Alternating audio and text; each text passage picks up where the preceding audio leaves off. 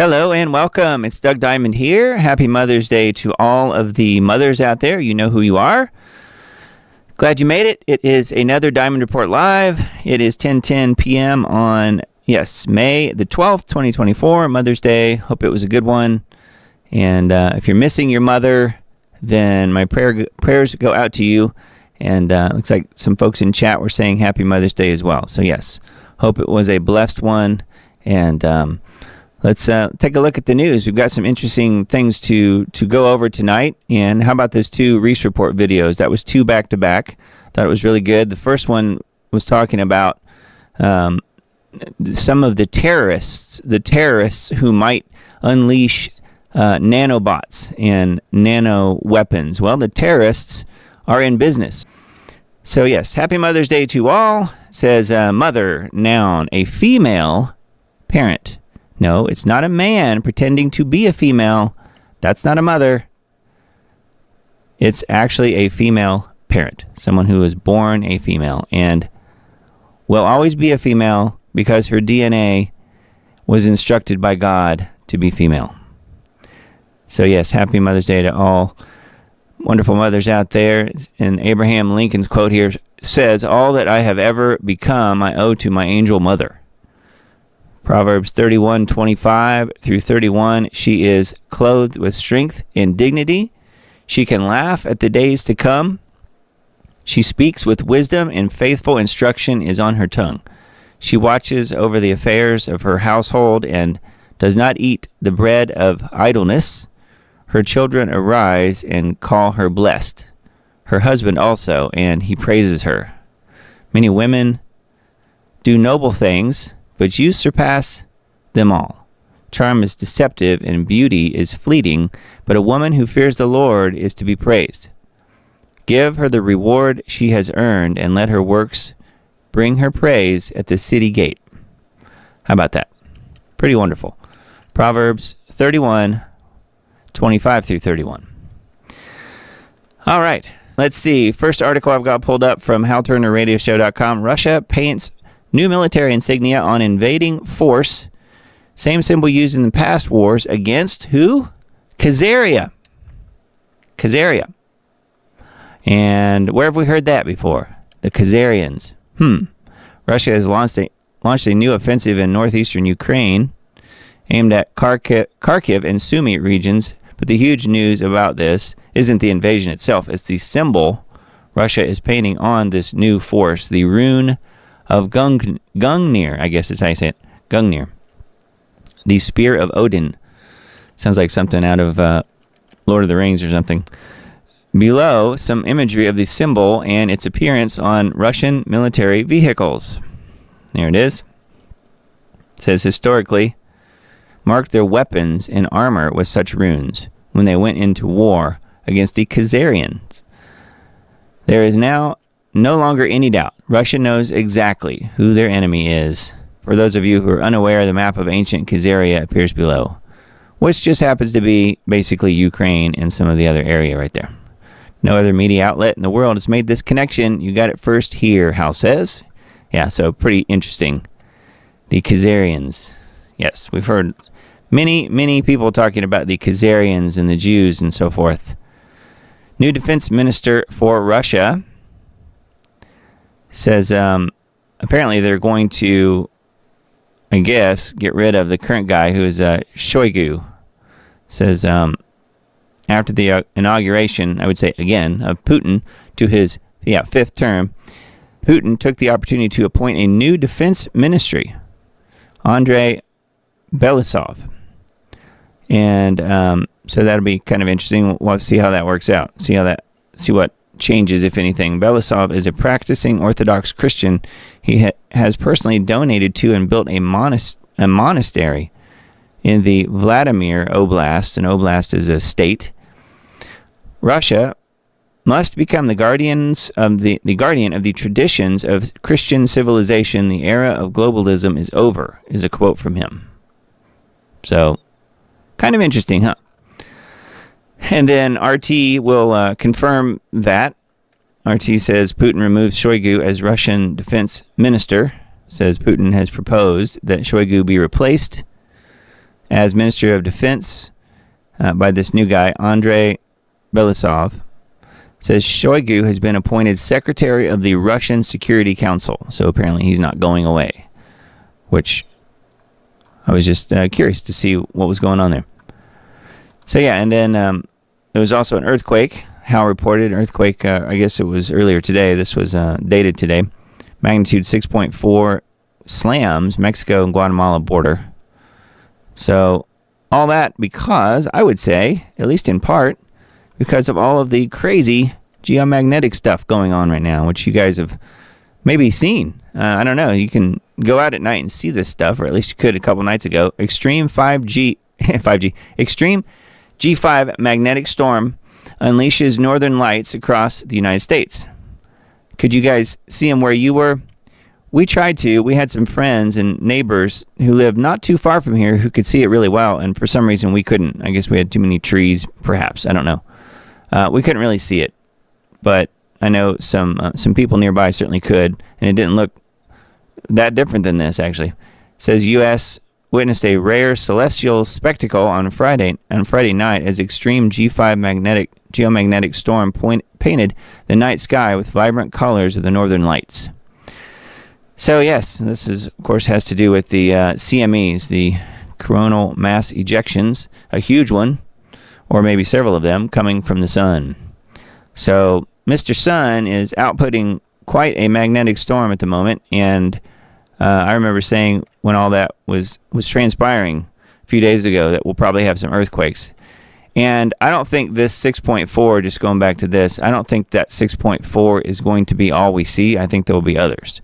Because before, when this type of stuff has happened, it's taken, a week, several days at least, if not a week to 10 days before we see a fairly large one. And the one that I'm thinking of was in 2011, a 9-point something that hit as a result of a really large geomagnetic storm and other different anomalies that were also happening at the same time. So we'll see what happens. Hopefully we don't have a large earthquake, but I'm just saying there could be one coming because of this. I would not write that one off. State declares public health emergency after tuberculosis outbreak, 1 dead and 170 exposed. Where you suppose these TB cases are coming from? Not the illegals coming across the border. Certainly not. A public health emergency has been declared in Long Beach due to a tuberculosis outbreak. 1 person's died, 9 people have been hospitalized, and 170 people were reported to be exposed. All cases have been linked to a single-room occupancy hotel that has not been identified. Critics have suggested that the subject hotel is used to house illegal aliens.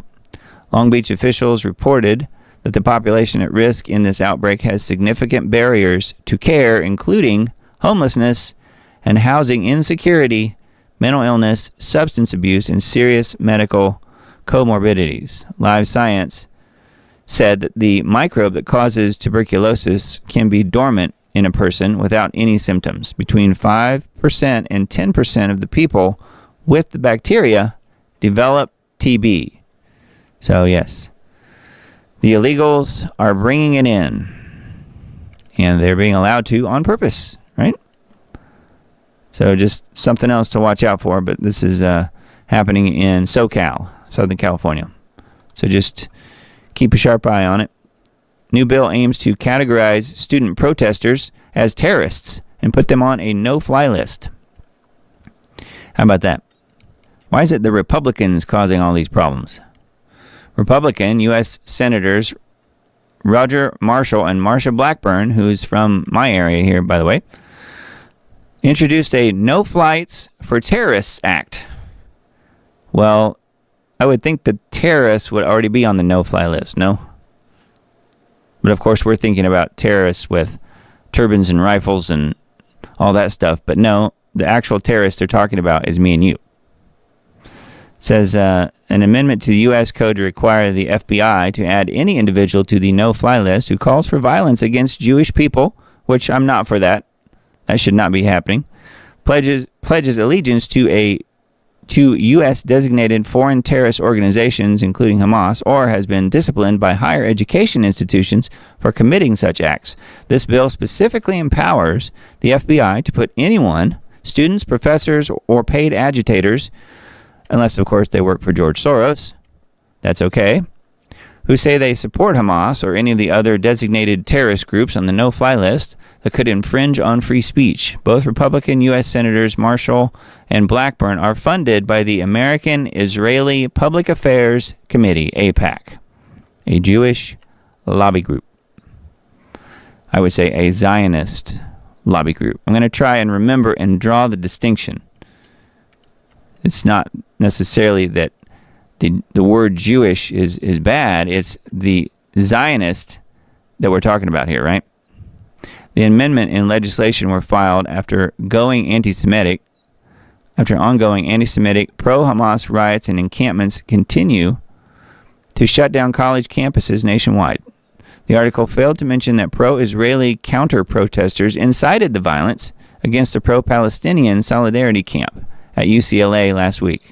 Those pro-Israeli agitators would not be subject to the potential flight ban, as the new bill only protects Jewish people. Zionists. So there you go. This is only to help Israel and punish anyone who criticizes them in any way. So yeah, once again, Republicans in Congress who are causing this issue. So this is something you probably have never heard of. I had never heard of it before today. FBI's Sinister anti-Christian Patcon program is the internet's best kept secret until now. Patcon. What do you suppose Patcon stands for? Any guesses? It's tough to keep track of all the FBI's programs they're actively using against the American people. Most of us are familiar with COINTELPRO, a program from the 60s and 70s that was supposedly targeted at radical leftists. It's out there for anyone to read up on. It's often cited as a shameful instance of suppression against supposedly innocent Americans, and it very well might have been. Here's just a snippet of what Wikipedia has to say about COINTELPRO. And of course, you guys probably know what that is. Counterintelligence Program. Anyways, let's go a little further here. Notice how quickly Wikipedia labels COINTELPRO as illegal.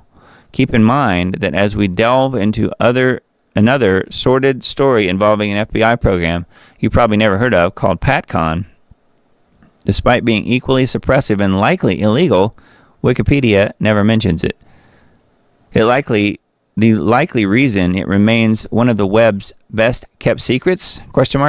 It targets those the FBI and the left consider the real enemies of their precious democracy, and that is us, right-wing Christians.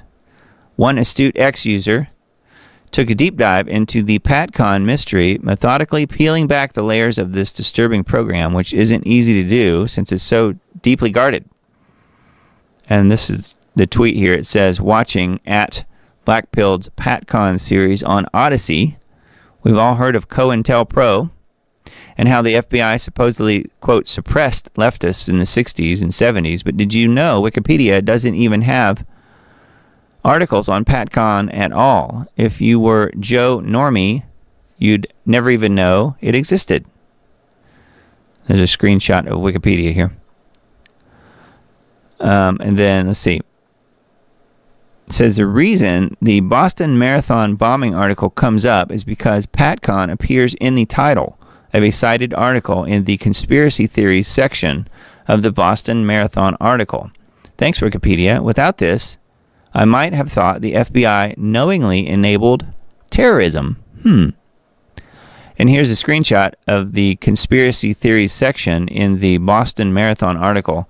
The highlighted part here says conspiracy theorists also cite the fact that the FBI has been criticized for an alleged practice under former director James Comey of encouraging confidential informants to attempt terrorist attacks.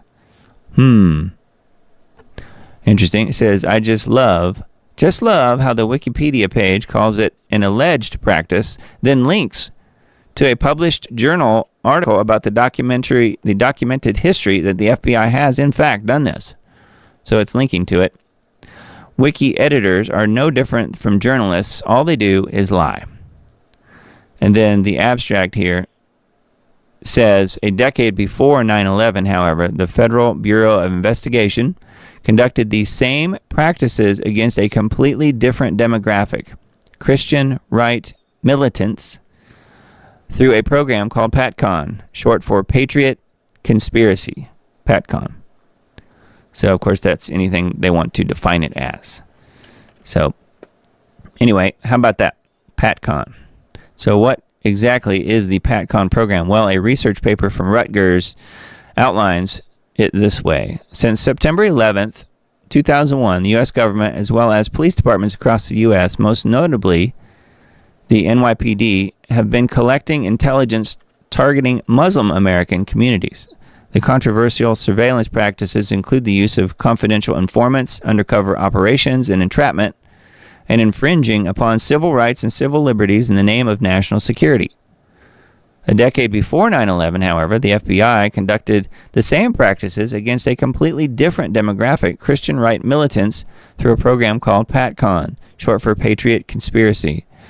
Building upon the concept of surveillance as social sorting and surveillance and terrorism, this article will compare the histories of surveillance practices as undertaken by the FBI on American Christian right militants with the tactics used by the NYPD on non-militant Muslim Americans.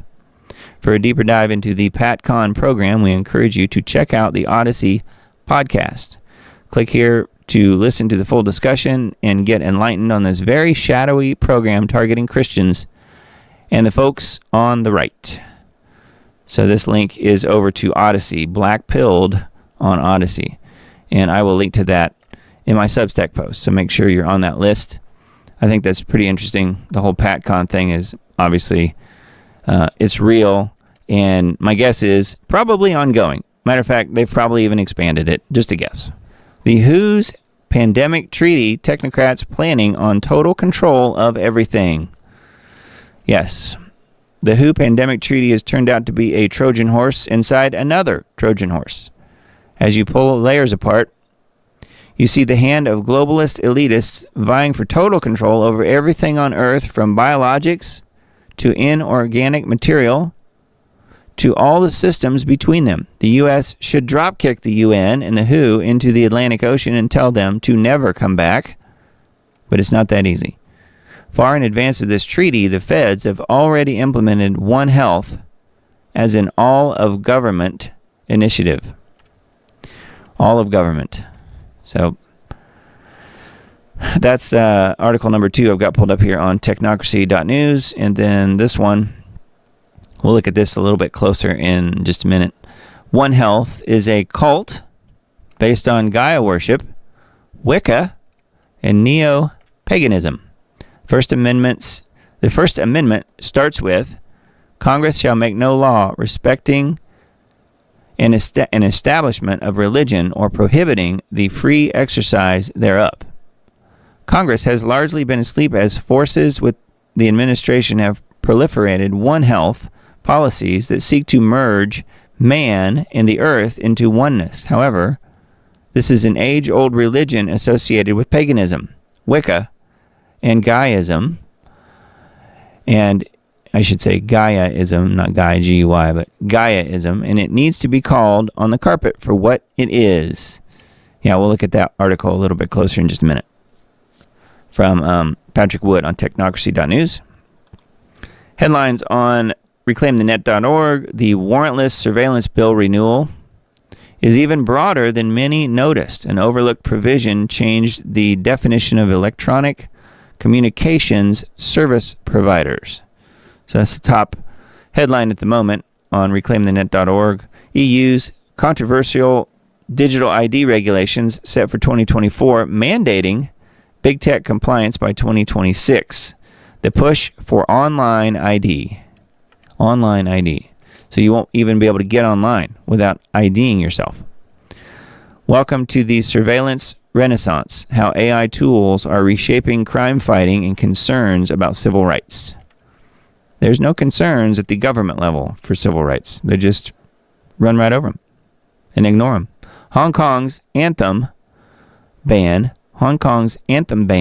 sparks international free speech concerns. A judicial ruling quiets an anthem on platforms like Google, but amplifies global concerns over Hong Kong's commitment to civil liberties in the shadow of China. Yeah, pretty interesting. Green masks, red faces. California teens win $1 million after misjudged blackface accusation goes viral. Yeah, they tried to use this picture of these young guys here saying that they were racists and they're using blackface, but actually if you look at it, it's green face because they were doing some sort of skin and acne mask as a trial, and they won a $1 million judgment against the people who caused this trouble for them. So pretty wild, huh? House committee reports unveils recent Brazil social media censorship demands as recently as April 2024. Using threats and hefty fines, Brazil cracks down on social media accounts questioning election integrity. You can't do that. You cannot do that because they don't want anyone knowing that Bolsonaro was cheated just like Trump was cheated. You're not supposed to know that. So that is all some of the headlines here, the top headlines on reclaimthenetorg. The latent fascism of today's anti-fascists. Yeah, I always wonder about this. You note that the people screaming fascism at the top of their lungs are themselves the actual fascists. They don't even recognize that they are. So that's what this article is about.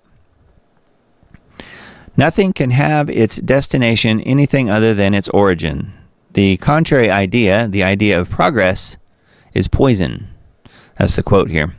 The terms fascist and fascism are continuously bandied about today, but those who use these words the most seem to understand them the least, such that many of today's self-styled anti-fascists paradoxically take on the central features of fascism to an extraordinary degree. We can see contemporary fascist tendencies manifesting on both ends of the political spectrum, not only among white supremacists, but also in the character types described by Eugene Rivers as Trust Fund Becky with the good hair revolutionary communist, or White Boy Carl, the anarchist from the Upper East Side, who is a junior at Sarah Lawrence. Fascism is obviously worth opposing, but to be truly anti-fascist requires an understanding of how this ideology manifests in history and what the word actually designates. Already by the end of World War II, Orwell noted that the term fascist was used so indiscriminately that it had become degraded to the level of a swear word, synonymous with bully, which I think is where we're at now, as far as the use of that word. So anyway, this is a whole article here on how it's the fascists who are doing the name-calling, calling everyone fascists, and yet they're the fascists. And then brave Sir Biden, I thought this was pretty funny. You guys have heard some of the stories that he said over the years. Taking all into consideration, and based on his own words, it seems clear that absolutely nothing, real or imagined, scares Joe Biden. So this article is called Brave Sir Biden. When brave Sir Biden rode south from Scranton toward the dark, fetid swamp of D.C., he was not afraid to die. No, based on his many, many tales of personal bravery, Joe was not afraid at all of being killed in nasty ways, like being mashed to a pulp while driving a 16-wheeler, or getting knifed in the gut in the Puerto Rican neighborhood where he grew up, or having his brains beat out by racist police while bravely standing with a black family on their porch. Nor was Biden in the least concerned about being sliced to shreds by Corn Pop's rusty razor, or being left to rot in a South African jail after being detained while trying to visit Nelson Mandela, or drowning in shark-infested waters during battle after being nominated to the Naval Academy. Heck, he wasn't even the least bit worried about having his legs torn off playing Navy football. It was only because Roger Staubach was already at the Academy that valiant Sir Biden retreated to Delaware U. Fearless Joe likewise laughed at the prospect of being eaten by cannibals, as his uncle Boise was, or coughing up blood from black lung disease like his coal mining Ninook forebears, or completely tearing a pectoral muscle during a push-up contest with one of his constituents. Sir Joe was so tough that he often fantasized aloud about getting into it with Donald Trump behind the gym, blithely ignoring Trump's obvious advantage in height, weight, reach, age, accomplishment, intelligence, and real-world experience. Joe the Lion-Hearted was also unafraid to die in Iraq, like his son Beau, having been shot at several times while visiting that war-torn land. Biden likewise laughed at the prospect of contracting small cell carcinoma while visiting the World Trade Center hellscape the day after 9/11. And Sir Joe was totally unfazed by the threat of being burned alive when his helicopter was suddenly forced down in Afghanistan, and it goes without saying, he also laughed in the face of being incinerated in that terrible fire in his Delaware home that almost destroyed his beloved Corvette, or wife. Based on his own words, it seems clear that absolutely nothing, real or imagined, scares Joe Biden. But when it came to time to kill bin Laden, Joe slunk away from that tough task. A worried VP Biden also turned tail when Obama surged troop levels in Afghanistan in an attempt to turn that war around. As president, Biden was quick to run away from Afghanistan, leaving behind thousands of Americans and allies and 13 dead U.S. soldiers. Our lily-livered president further distanced himself from those dead heroes by frequently checking his watch as their remains were being repatriated. Sensing Biden's innate cowardice, Russia decided to take over a neighboring country, correctly guessing that our support for Ukraine would be half-hearted and ineffective unless dead Ukrainians was the goal. Iran also noticed the obvious yellow streak in Biden's back and instructed its Hamas minions to commit atrocities against Israel unseen since the Holocaust. So this goes on and on and on.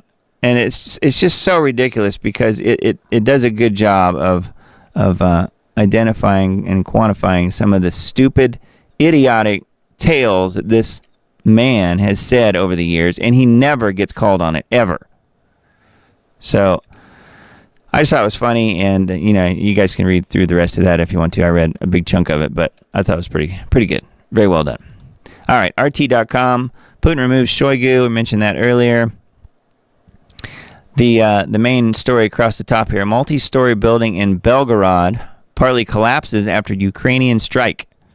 So we got a Ukrainian, I guess, missile strike, high-rise apartment block in Belgorod, in Russia.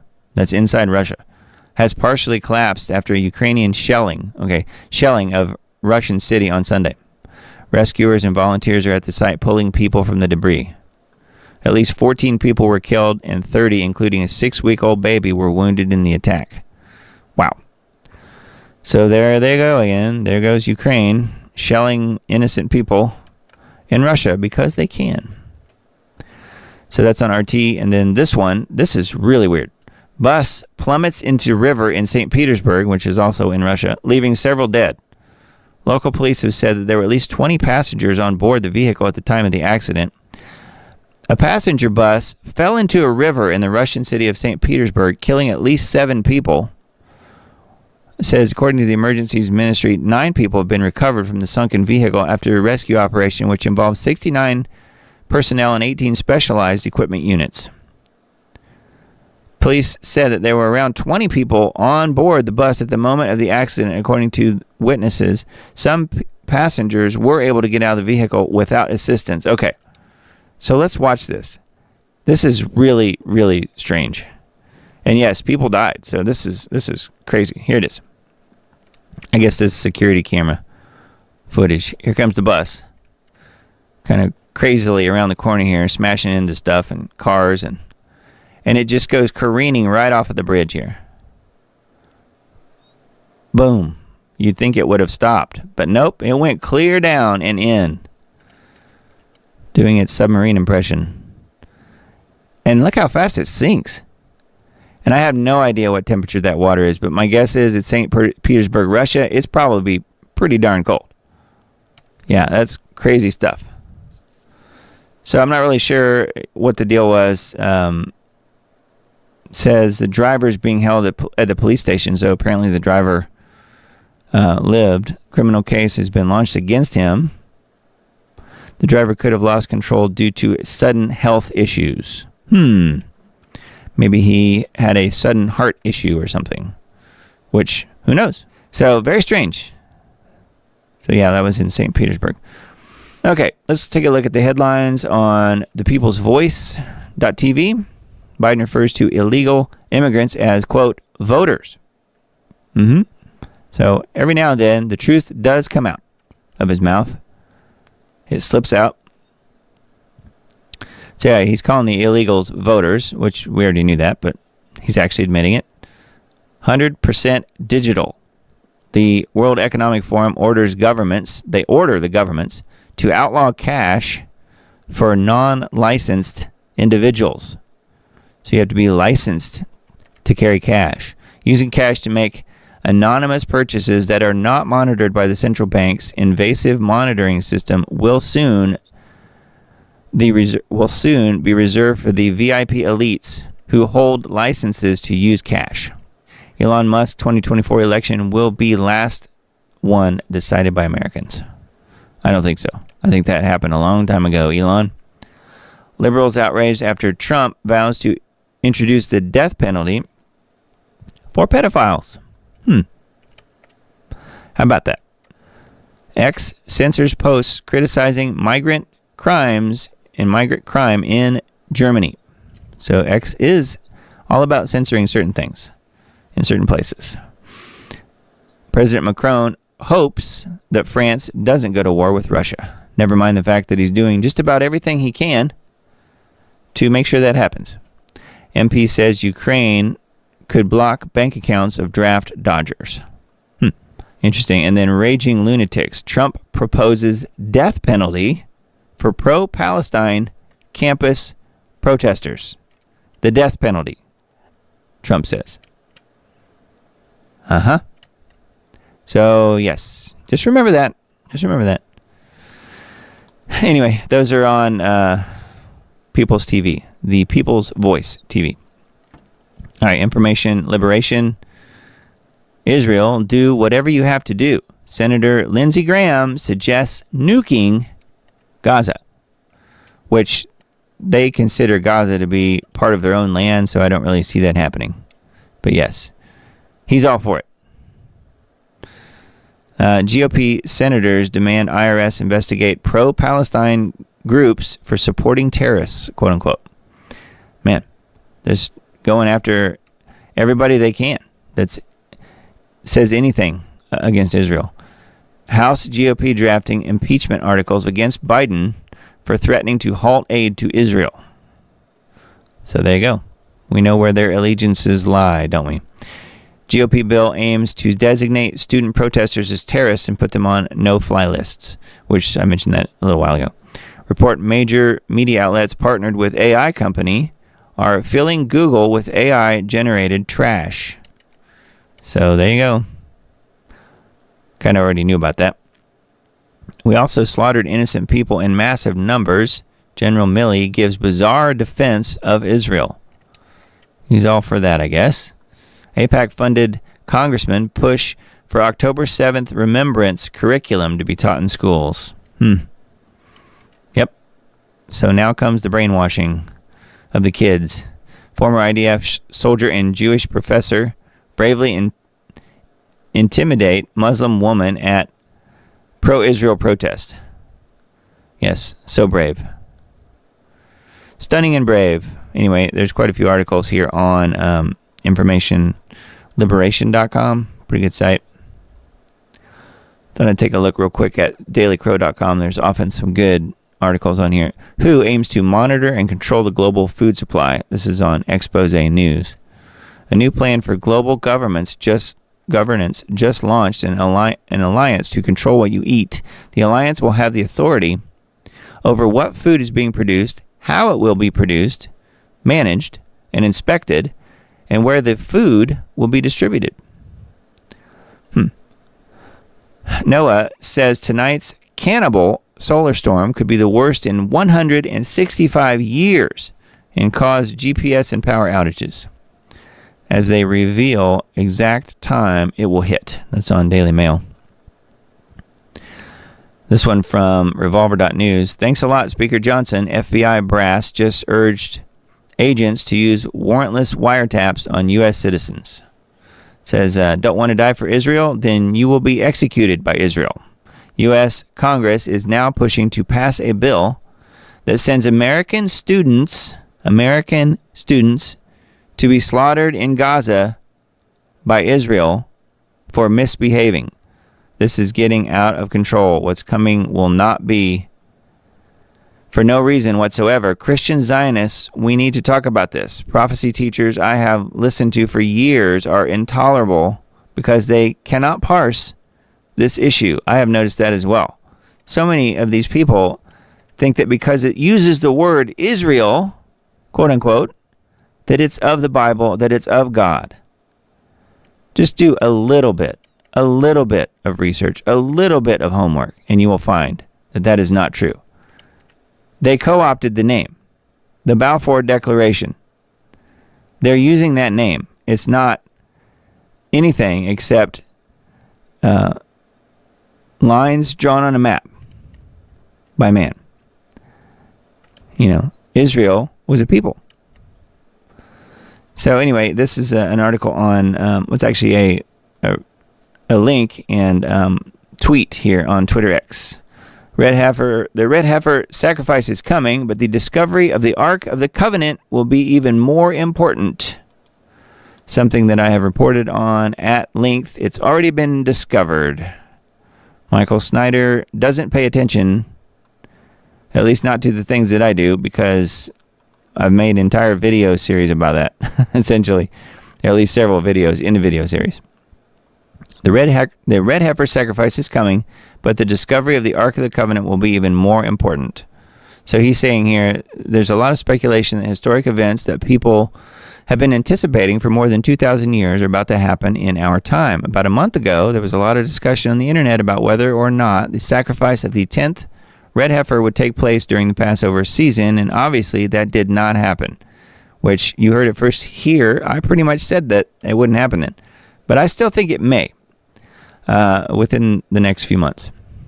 It says, however, I am entirely convinced that a red heifer sacrifice is eventually coming, but if you think that the sacrifice of the 10th red heifer will be big, the truth is that the discovery of the Ark of the Covenant will be even more important. So this has to do with a lot of the stuff that I've talked about over the years. And again, Israel, the Israeli Antiquities Association knows exactly where the Ark of the Covenant is. They've known since the 1980s when Ron Wyatt found it. But they can't touch it because anytime they try to send some of their people in there to move it, they all die. They literally all just drop dead. So it's not God's appointed time. So whenever it is God's appointed time is when people will be able to go in and possibly move it or at least discover it officially, even though Ron Wyatt already did that. So, pretty interesting. But yes, it was discovered in, was it 1982? Something like that. So this is a whole entire article here of information here about the red heifers and, more importantly, I think, the Ark of the Covenant. And I would take it a step further and say that make sure that you know about the mercy seat and the blood on the mercy seat that Ron Wyatt discovered and had analyzed. And when he had it analyzed, he discovered that it was human blood, but the chromosome count was all different than normal human blood because he realized after some tests in 3 different labs across the world, in 3 different countries, it all came back the same, and that was the chromosome count showed an earthly mother. Coming back to Mother's Day. An earthly mother, but no earthly father. It was only a Y chromosome added by the father to make sure Jesus was male. That was all. So that is something that I covered at length in detail on End Times Dates Part 4. If you missed it, please watch it. If you only watch one video in the End Times Dates series, watch number 4. Because that's the type of thing that I talk about in that video. Really important info. Yeah, anyway, let's see here. And take a look at leohoman.com. I've got this article pulled up on the Gaia worship on a different tab, so we'll look at that in a minute. Russian philosopher, Russia defends traditional values that U.S. and NATO seek to abolish. That would be you and I.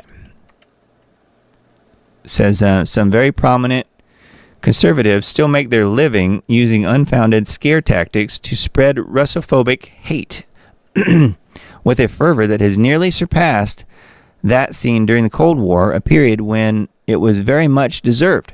Vladimir Putin, in their eyes, is no different than Brezhnev or Stalin, or maybe worse. He's a naked communist wanting to, quote, restore the old Soviet empire and take over the world. In short, Putin is a modern Hitler who must be stopped at all costs. But this is rubbish, and I'll explain why, and that's exactly true. So Leo Homan is, he's got quite a few good articles here on his site, so he usually puts out several a week. Feel free to check that out. I'll link to this in the Substack post, like I said, that I'll send out on Tuesday. Famous Jewish screenwriter calls for open violence and torture against anti-Semites. Let them fear us. The author has also announced he will be returning to Israel. Together we'll build something even better than before, he says. So this is a screenwriter and poet, Lee Kern is his name, whose work has earned Grammy nominations and a Golden Globe Award, called for open violence against anyone who is seen as an anti-Semite, and they get to define what that is. Demanding that Jews around the world rise up and make them fear us, quote unquote, by seeking vengeance. So there you go. Published in his April 17th Substack, he wrote a piece titled Hurt, Don't Heal the Anti-Semite. He begins his letter by writing, the attempt to disabuse the world of anti-Semitism has been a monumental failure. Well, that's the entire purpose of the ADL. Look it up. He went on to say that since anti-Semitic acts and vitriol acts against Jews are on the rise, he suggests to increase our safety, we need a new approach. This approach is no longer educating the world about the Holocaust and Jewish traditions, hoping the world will accept them, and instead of teaching peace, he advocates violence. So I don't know that we want to give this any more attention. However, just know that people like this are out there saying it's okay to be violent against anybody. And that is really hard to believe. But then again, we live in the end times, my friends. MasterCard announces new AI suite with behavioral biometrics to combat fraud and theft. I do not like the sound of that. Credit card giant MasterCard announced last month a new AI suite called Scam Protect, which tells me that's what they're going to be doing is scamming people. Just flip it around. Scam Protect that utilizes behavioral biometrics to track and monitor potential fraud and scams.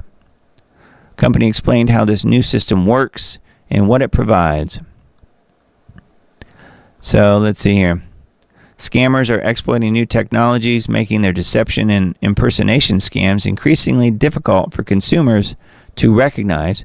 Building on our innovations in AI and key partnerships, we are supporting financial institutions with insights to better detect and prevent scams while helping consumers learn how to spot them. This holistic approach means more people will be protected, fostering trust in our digital world. So, anyway, kind of interesting, but that is on Wine Press News. New AI suite with behavioral biometrics. New York City and Dublin unveil portal statues that allow real-time communication between each other. Portal statues. Did you guys ever see Star Trek? This looks like one of those things that Captain Kirk and those guys jumped through and ended up in a different place, different time, different world. Says this is a real life portal, she says. No, I don't think it is. Portals are an invitation to meet people above borders and differences and to experience our world as it really is, united and one, said the founder and artist. In a special event spanning 2 continents, today officials in New York City and Dublin, wonder why Dublin, simultaneously debuted 2 groundbreaking public technology sculptures, NYC Portal and Dublin Portal, collectively called the Portal. Conceived as a testament to the power of art to transcend physical barriers, the Portal forms an unprecedented visual bridge between 2 iconic cities. Each sculpture features a 24/7 visual live stream from the portal in the other city, allowing real-time interaction between New Yorkers, Dubliners, and visitors to these 2 global destinations. Weird. So they're openly promoting portals. There it is. That's the one in Dublin, I guess. So, anyway, yeah, there's more here. Feel free to look at this if you want, but I just thought that was really odd. Portals. Yep. New York's all about portals. They've had all kinds of other weird, Baal statues and things like that over the years, too. So I guess a portal was a perfect fit for NYC. So let's see here. One more article from Wine Press. Study alleges Tyson, I guess that's the chicken company, Tyson Foods. Tyson dumped over 370 million pounds of pollutants into America's waterways. But it's okay if they do it because they have the government stamp of approval. Tyson Foods, the U.S.'s largest meat and poultry producer, is purportedly, which means they did do it, dumped hundreds of millions of pounds of toxic chemicals and heavy metals into U.S. waterways, according to a new study by a group of scientists critical of the food monopoly's actions. Between 2018 and 2022, Tyson processed billions of animals, generating enormous quantities of wastewater. According to the EPA, over 87 billion gallons. That's enough to fill more than 177,000 Olympic swimming pools. Yikes. In a single year, 2022, Tyson discharged over 18.5 billion gallons of wastewater. This wastewater contains millions of pounds of toxic pollutants that damage the environment and threaten the health of plants, animals, and people. And then here are some of the pollutants. It's so lovely. Chloride, sulfate, nitrogen, suspended solids, biological oxygen demand, BOD, chlorides and sulfates, sodium, phosphorus, oil and grease, chemical oxygen demand, BOD, fluoride, which we're going to look at fluoride here in a minute, aluminum, iron, boron, and the list goes on and on here. Cyanide is in the list, barium, mercury. So not exactly a glowing report here. And then here are some of the Tyson pollutants by state. So I'm in Tennessee. It says 1.5 million pounds. So which is less than 1%, or I guess it says 0%. But in either case, I do not want any part of it. So anyways, yep, Tyson's out there really making a mess.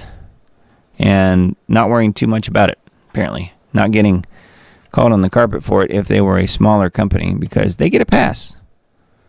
They have lobbyists, most likely. Revealed how much you have to earn to be, quote, middle class in your state. So are you middle classers out there? Well, you might not be. Let's see how much it how much it's going to cost you to be middle class. Says, staying in the middle class takes a lot of work, according to a new analysis. A look at the numbers from the website gobankingrates.com found that it took a nearly 42% increase in income to remain in the middle class from 2012 to 2022. The site published a state-by-state listing of what it takes to be in the middle class, defining the term as people with an income no less than 2/3 of the median income and no more than double that figure. Although the national minimum to be in the middle class was $50,099 as of 2022, the numbers vary widely. For example, a Mississippi household earning $35,000 is considered middle class. In Maryland, however, the qualifying income is $65,000. So yeah, this depends on where you are. Pretty interesting. But yeah, there's other states listed here, and I'm assuming there's probably a link to all of them somewhere. It says some cities have sky-high upper limits for placement in the middle class. For example, in Sunnyvale, California, a household earning $339,000 is at the upper bound of middle class income, followed by Fremont, California, San Mateo, Santa Clara, Bellevue, Washington, and Highlands Ranch, Colorado. On the low end, there's Detroit, where a household making $24,299 would be middle class. So, anyway, I just thought that was kind of interesting. That is quite the wide range. That's on Gateway Pundit. And I saw this one and pulled it up, not because I read through it first. I thought I would just look at this live and see what you guys think about it as well. Antarctic security threats are converging. Security threats. Originally, this article was on Real Clear Wire. America's attention to Arctic security has intensified in recent years. Our force structure has grown deliberately, a word that usually means on purpose. For this Alaskan, particularly when Russia and China practice war games with live ammo in Alaska's fishing grounds, deliberate can also mean slowly or not fast enough. More intensive U.S. security deliberation might be directed now towards Antarctica and the Southern Ocean, too. In geopolitics, the Antarctic has been quiet to date, or at least less competitive. A Great Circle air route over the South Pole has less traffic, and southern shipping has less strategic significance to world markets or military logistics. The Antarctic Treaty System bans military activity and mineral exploitation in the southern continent. That's because they don't want people to find the alien bases, the secret Nazi alien bases. Environmental and science cooperation has been stronger at times in the south than in the north polar region. Says, but great power competition knows no bounds. Russia abandoned international law by invading Ukraine. Did they really? China, an ally of Russia, has refused to renounce violence of its goal of reunification with Taiwan. Both nations have put trust in treaties and trade deals at serious risk. Reminiscent of the Cold War, we must wake again to counter superpower positioning in far-reaching places from the moon to the Antarctic. It says there's more to be done. Antarctica is barely mentioned at all, if at all, in our service's strategic plans. While military aircraft and Coast Guard icebreakers support U.S. logistics for Antarctic research now, it doesn't hurt to build DoD familiarity in the region with a little more support, too. Oh, I don't think that'll be happening. Again, it's the alien bases, the alien and Nazi bases. Well, which I think is actually 100% real. I'm just sort of joking with you here. But I just wanted to see what that article was about. But it's interesting. Antarctic and Arctic security threats are converging is the name of that article. I mentioned this one earlier. Warmonger Lindsey Graham suggests dropping nukes on Iran and Palestine to protect Israel. He's all about it. Probably don't really need to read through this. Obviously, he said it. There's the video. All right, here's this article. I mentioned this a couple times. Leo Hohmann, Patrick Wood explains link between global One Health initiative, Gaia worship, and technocracy. And then we already looked at Leo's Substack, and you probably saw that this article was on there. This has also been reprinted on Gateway Pundit. Some say the coming one world religion will be Islam. No, I don't think so at all. Others say it will be a blended version of the three Abrahamic faiths, Islam, Judaism, and Christianity. No, I don't think so on that either. Any of these theories could turn out to be the correct one, but I think Patrick Wood, editor-in-chief of Technocracy News and Trends, deserves to be heard regarding another possibility. He just released a new article about the fast-spreading Earth worship-based One Health initiative, which is supported and promoted by the United Nations and World Homicide Organization, the Rockefeller Foundation, and the WEF, all the way down to our state and local healthcare systems. He connects all the dots in the excellent article below, while including helpful graphics in a video. This is something all Christians need to be aware of. And I've been saying for quite some time, I believe that it was going to be the green agenda that will be the one world religion. And I think that is certainly going to be part of it, if not the main one. And keep in mind, too, you guys know I think that it's King Charles that will be eventually the Antichrist, the biblical Antichrist, based on so many pieces of documentation that have been put out really for decades from Tim Cohen. And I still think that that's true. And the number one cause he has, at least publicly, King Charles that is, that he has publicly is the green agenda. So this One Health thing probably, if you go back far enough, probably goes directly to the British Crown, I'm guessing. Gaia worship, Wicca, and paganism.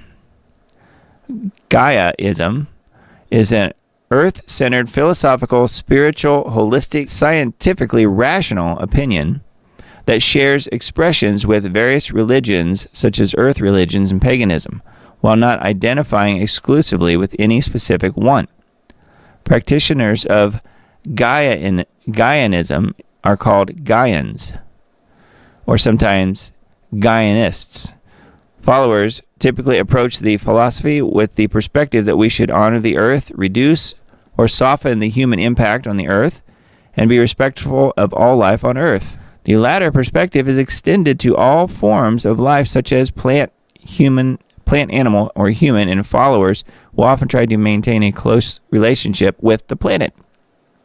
Okay? Another site dedicated to Wicca states, in a world buzzing with technology and fast-paced living, reconnecting with the profound energies of the earth has become more important than ever. One fascinating facet of this connection is the concept of Gaia, a deity embodying the earth itself in various spiritual traditions. Gaia, the earth mother, and then talks about the spirit of Gaia in Wicca. So I always thought Wiccans were witches, but maybe not. For Wiccans, Gaia is an elemental force intricately woven into the fabric of their beliefs. So they kind of go hand in hand, I guess. So here's a video embedded. Embrace the earth, embrace life, sustainable living. Gaianism. So anyway, quite a bit more info here on this article if you guys want to get into this. But it definitely does fit into the whole King Charles thing and his, what I would say is his religion, and that is Gaianism, or you could certainly say the green agenda. So I don't know what you guys think about that, but to me it makes perfect sense. The one world religion, in my opinion, will be some version of that. And then you also have the whole Zionism thing too. So maybe it's some sort of, merging of Gaianism, Gaia worship, and the green agenda along with Zionism somehow too. I don't know, because that's becoming quite the religion. You can't question it, or you're bad. You can't question it, or you get killed. Some people are saying that anybody that questions it should pay a hefty price. So anyway, pretty interesting. HARP, or solar storm, Public speculates northern lights were man-made following experiment on Earth's upper atmosphere, May 8th through 10th. So I don't know if you guys had heard this. I had only heard that the sunspots were real. They were apparently legitimate. And then therefore I assumed at least that the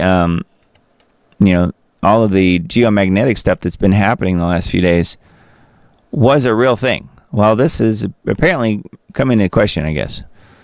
This is talking about HAARP, which you guys know probably quite a bit about. I know Mr. Dane talks about HAARP all the time. High Frequency Active Auroral Research Program in Alaska. It's in Gakona, I believe.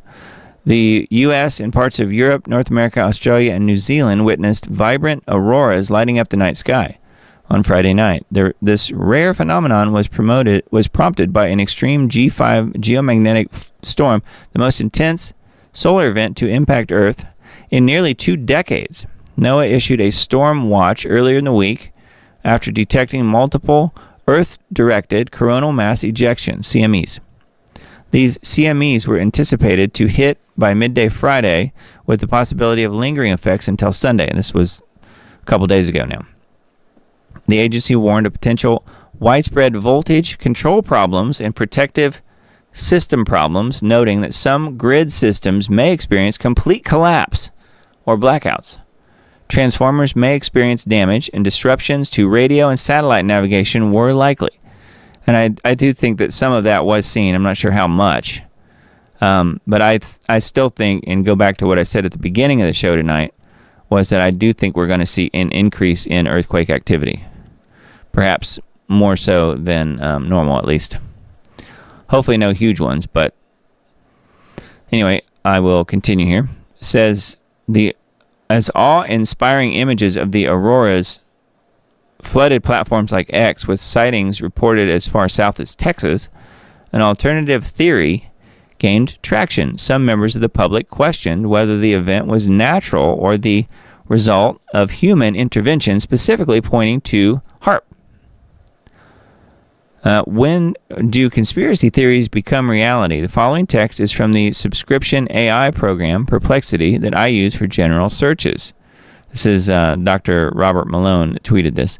On May 10th, 2024, HAARP conducted experiments to artificially create aurora-like glows or air glow in the ionosphere by exciting the ionosphere. It's probably just a coincidence that HAARP can cause auroras and that they were also running operations when global auroras were spotted. Yep, probably a coincidence.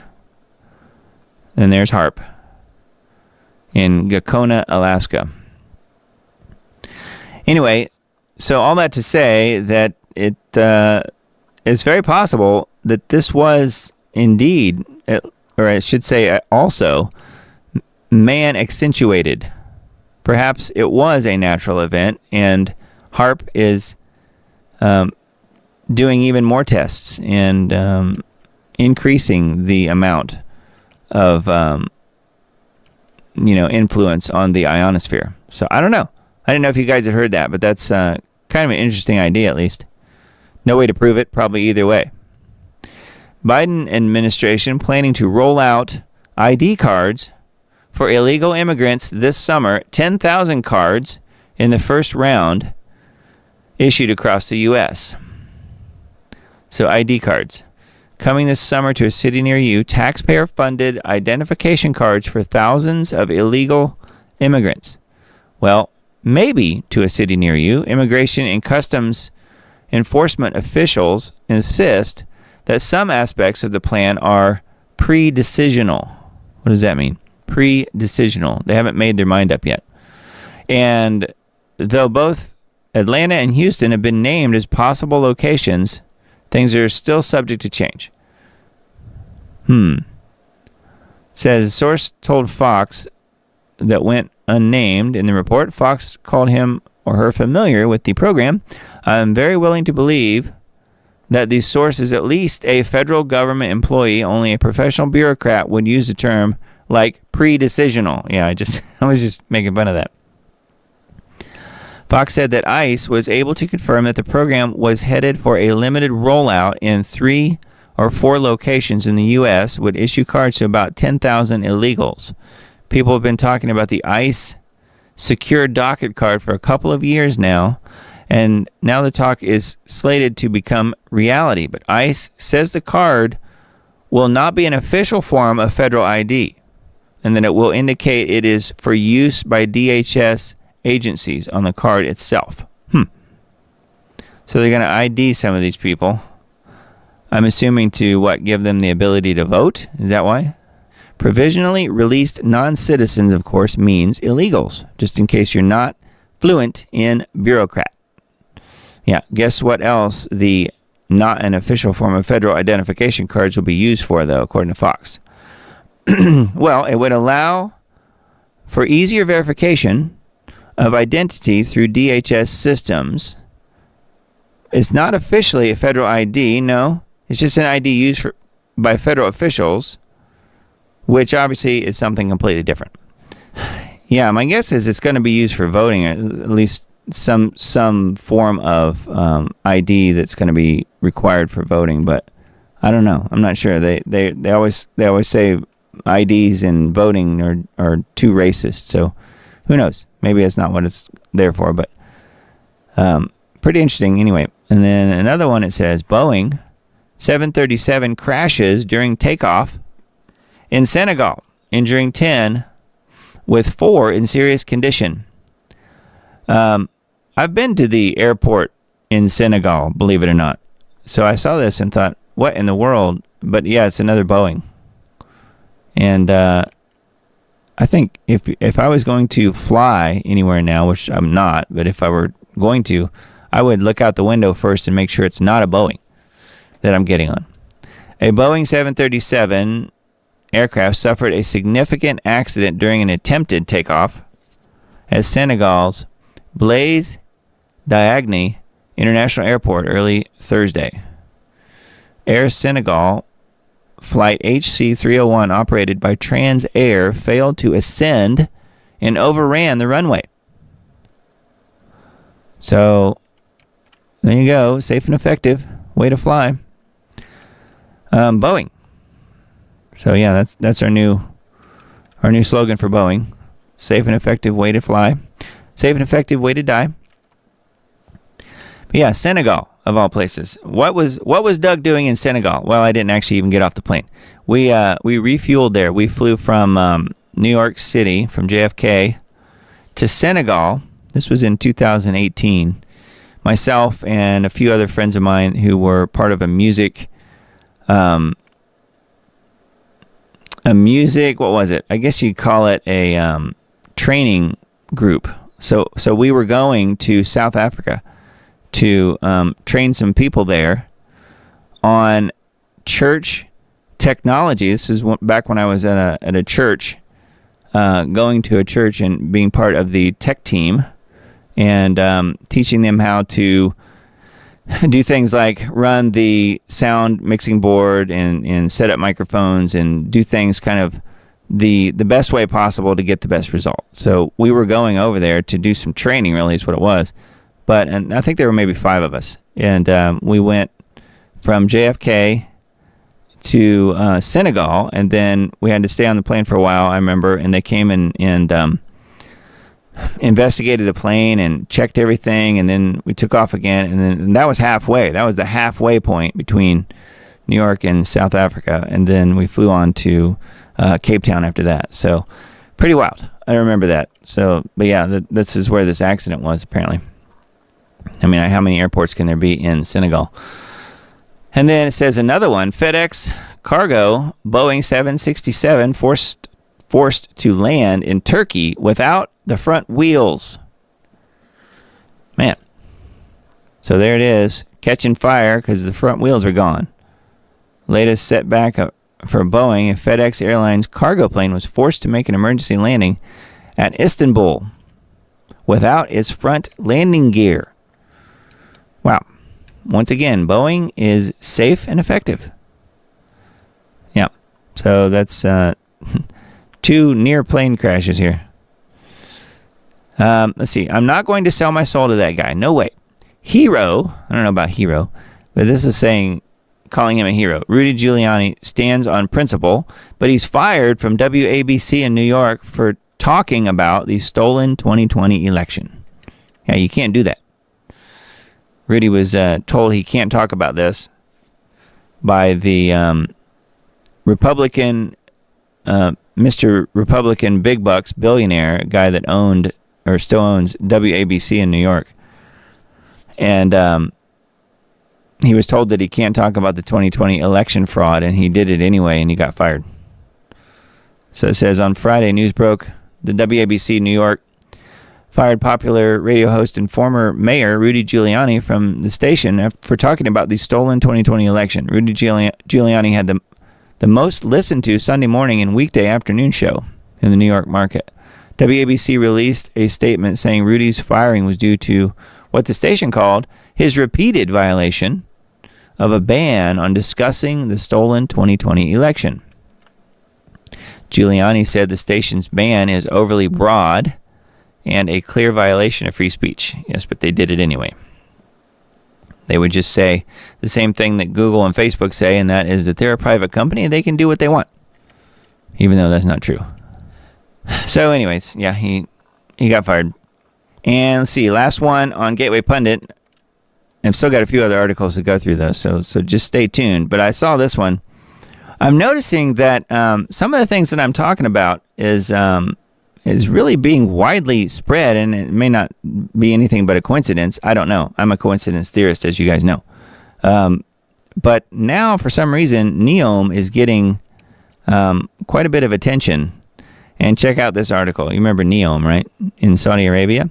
Saudis are using lethal force to displace villagers and clear land for a futuristic desert city, The Line.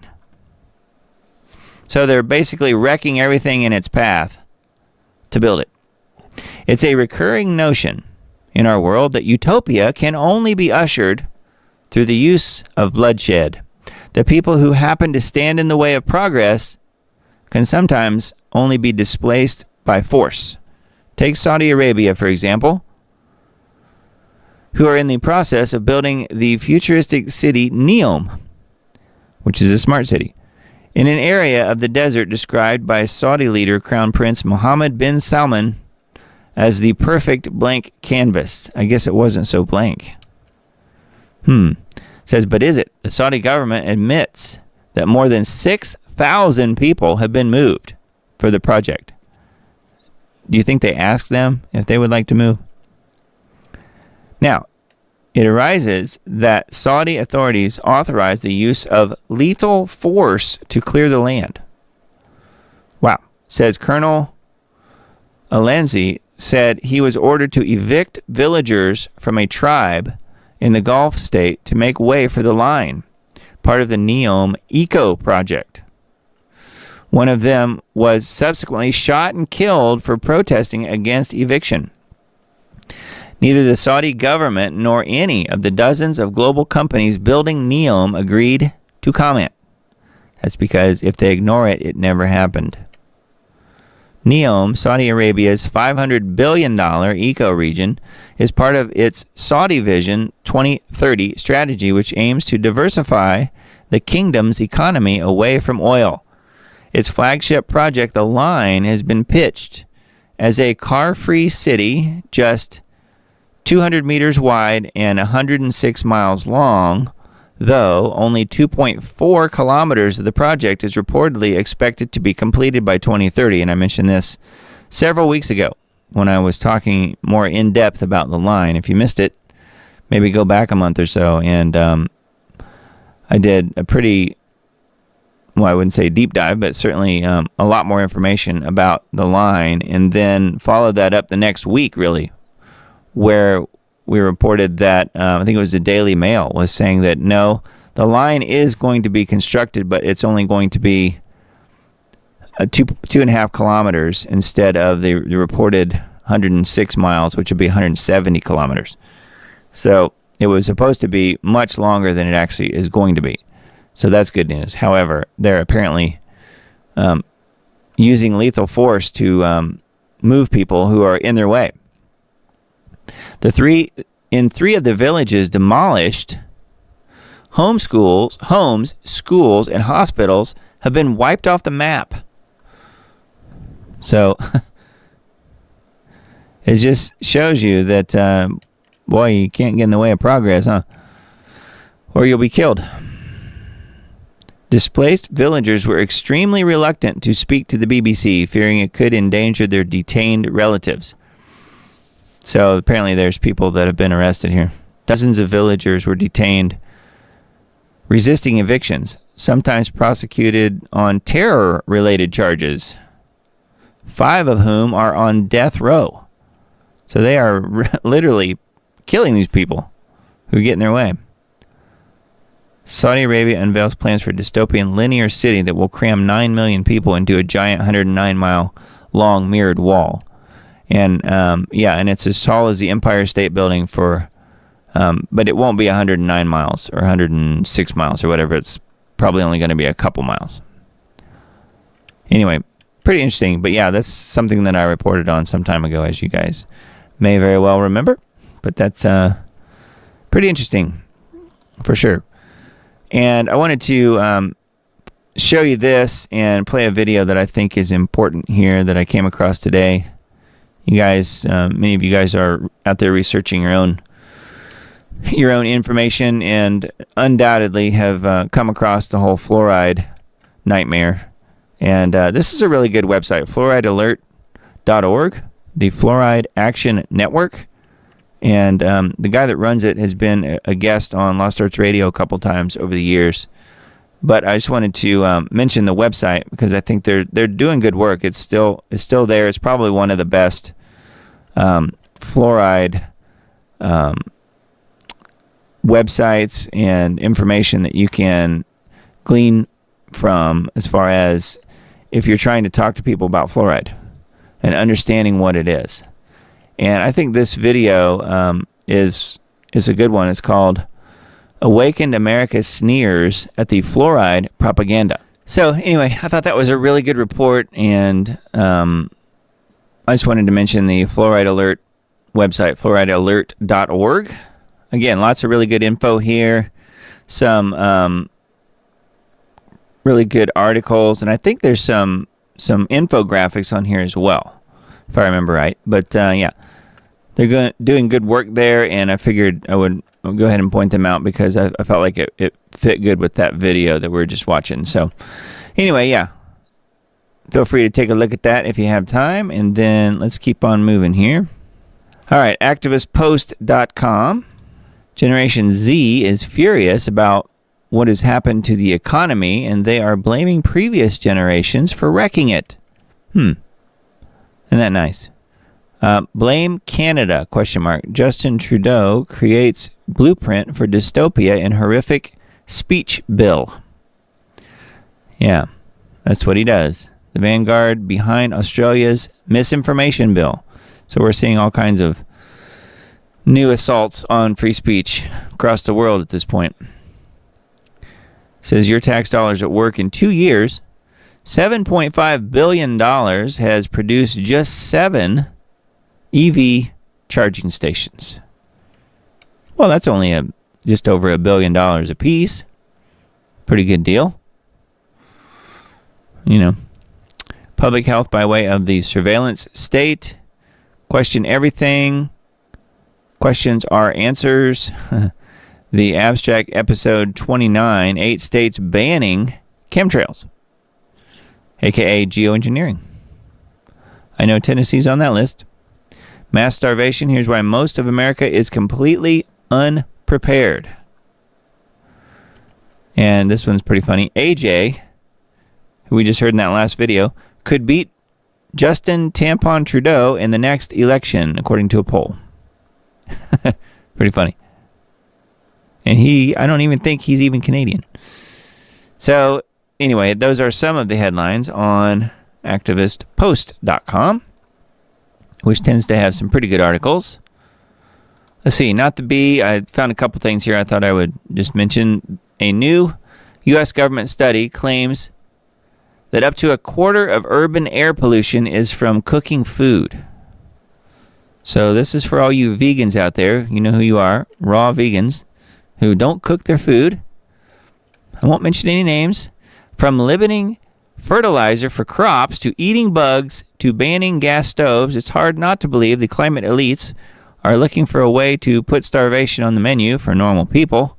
Now, a new study from the NOAA, National Oceanic and Atmospheric Administration, is adding a new bit of data, I would say false data, to the starvation push. Cooking is causing air pollution. What we're looking at from cooking are primarily oxygenated VOCs, or volatile organic compounds, said this person, Matt Cogan, a research chemist at CSL and lead author of this study. These are quite reactive in the air, so we expect they'll be important for air quality. They expect that it will be.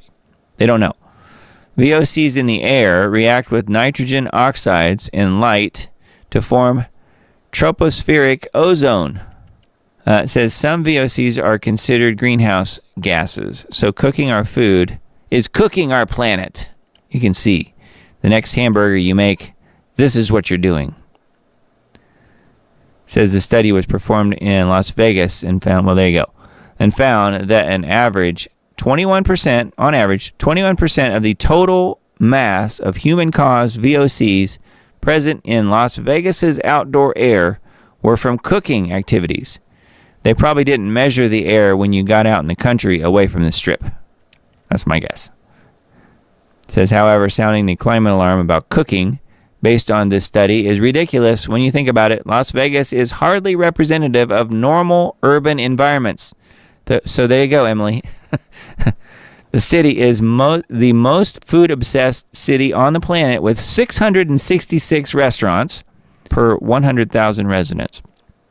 And yes, that number seems oddly appropriate in Sin City. It says, to put that number in perspective, Las Vegas has roughly the same number of restaurants as the entire state of Kansas. So Kansas has 666 restaurants. Even if he were right, I'm pretty okay going out eating a nice steak, pan-seared to a perfect medium rare. But it's not just cooking Kogan is after. In addition to cooking and vehicle exhaust, Kogan's previous research targets personal care products that contribute VOCs to climate change. High on that list are deodorant, sunblock, bug spray, shampoo, and hair conditioners. Not air conditioners, hair conditioners. Can you imagine living in a world with no gas-fueled cars, no cooking, no deodorant, no sunblock, no bug spray, and no hair care? Well, no, I couldn't. But the point is that Kogan, or whatever this guy's name is, will still have all that stuff. You see, he's one of the elite. He can have it. It's just that the rest of us couldn't. Smoking is not good for you. Anything not good for you is bad. Hence, illegal, alcohol, caffeine, contact sports, meat. Sly Stallone's going through the list of things here. So anyway, that's on notthebee.com, and one more from the same site. The Space Weather Prediction Center issued a major solar storm warning for Friday. This could cause the northern lights to be seen as far south as Alabama. So this is for several days ago now, and obviously all this happened. And we did see the severe geomagnetic storm back on Friday. But, yeah, the Space Weather Prediction Center is was hyping it up for us here. The solar storm could last throughout the weekend and supercharge the northern lights, which did indeed happen.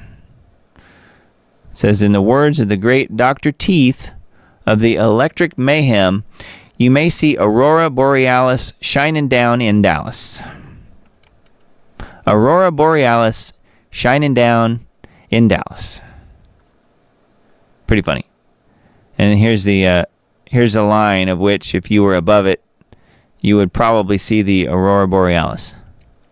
I can't remember ever seeing that before. And even though I didn't actually see it where I am, a lot of people in this same area did see it. So I think it was real.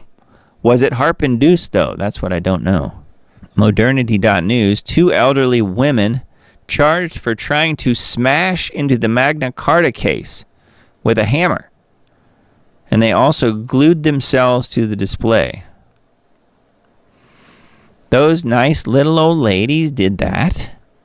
A pair of octogenarian women have been arrested and charged with criminal damage after attempting to smash into the case holding the Magna Carta in the British Library in another pointless Just Stop Oil stunt. You would think that if people are wearing those shirts and coming into any buildings, especially public buildings, they're going to cause trouble. Shouldn't we just stop oil people? The 2 women, an Anglican priest, Sue Parfit, 82, and retired teacher Judy Bruce, 85, used a hammer and a chisel, not a hammer and a sickle, and were captured on video trying to smash the glass of the display covering the historical document. Yeah, I saw it, and it's somewhat comical because the glass is obviously very tough, and all they did was scratch it a little bit. They didn't smash anything. So anyway, yeah, trying to assault the Magna Carta, apparently. Or trying to wreck it. Yep, that's on modernity.news, and the video's there too if you want to see it. It's pretty funny. Star Wars animated series features a they-them Jedi.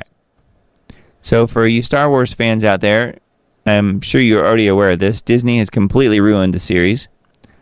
Says Disney Plus is taking more flack for crowbarring at them characters into its latest Star Wars series. The they-them characters. Animated show Tales of the Empire is made up of 6 shorts with one of the episodes featuring a non-binary Jedi. Because all the cool kids think that it's really a neat thing to do, and they want to also be non-binary. Like pretty much every kid would want to be that way if Star Wars says that that's the cool thing to do.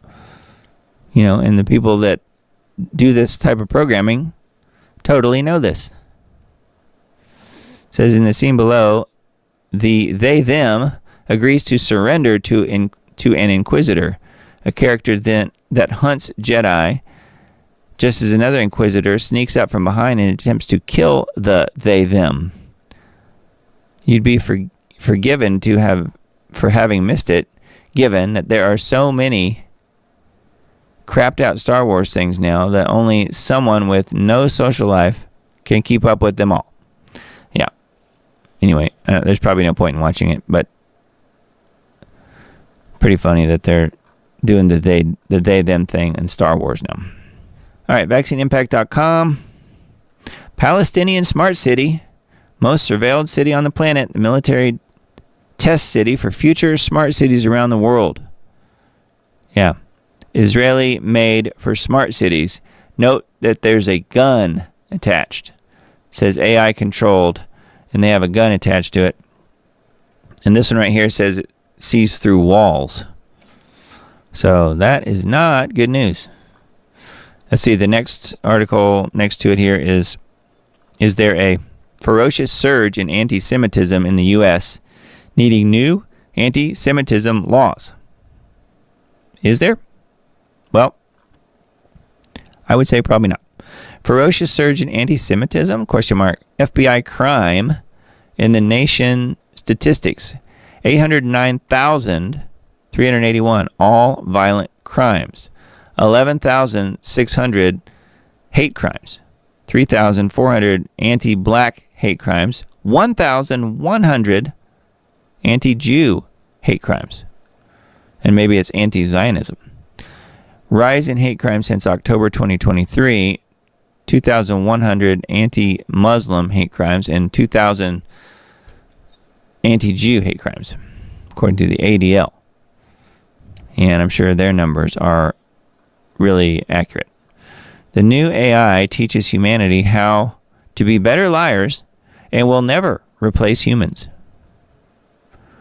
So, and then the rest of these articles, I think I mentioned these last week. This one's about the no-hide laws, which kind of goes back to the whole Zionism thing. And potentially part of the one world religion as well. So, vaccineimpact.com and geoengineeringwatch.org. I always mention this every week. This week we had Hawaii snow and scorching heat. Snow warning issued for Hawaii. This breaking headline is from Newsweek today, which was yesterday, May 11th. New from Yahoo News, snowpack gets late season boosts from Colorado storms and 100-plus temperatures smashes 100-year-old Eastern Washington heat record. The next worry is fire. Just in time for summer. It says, and a South Texas town may have just seen the hottest May temperature in Texas history.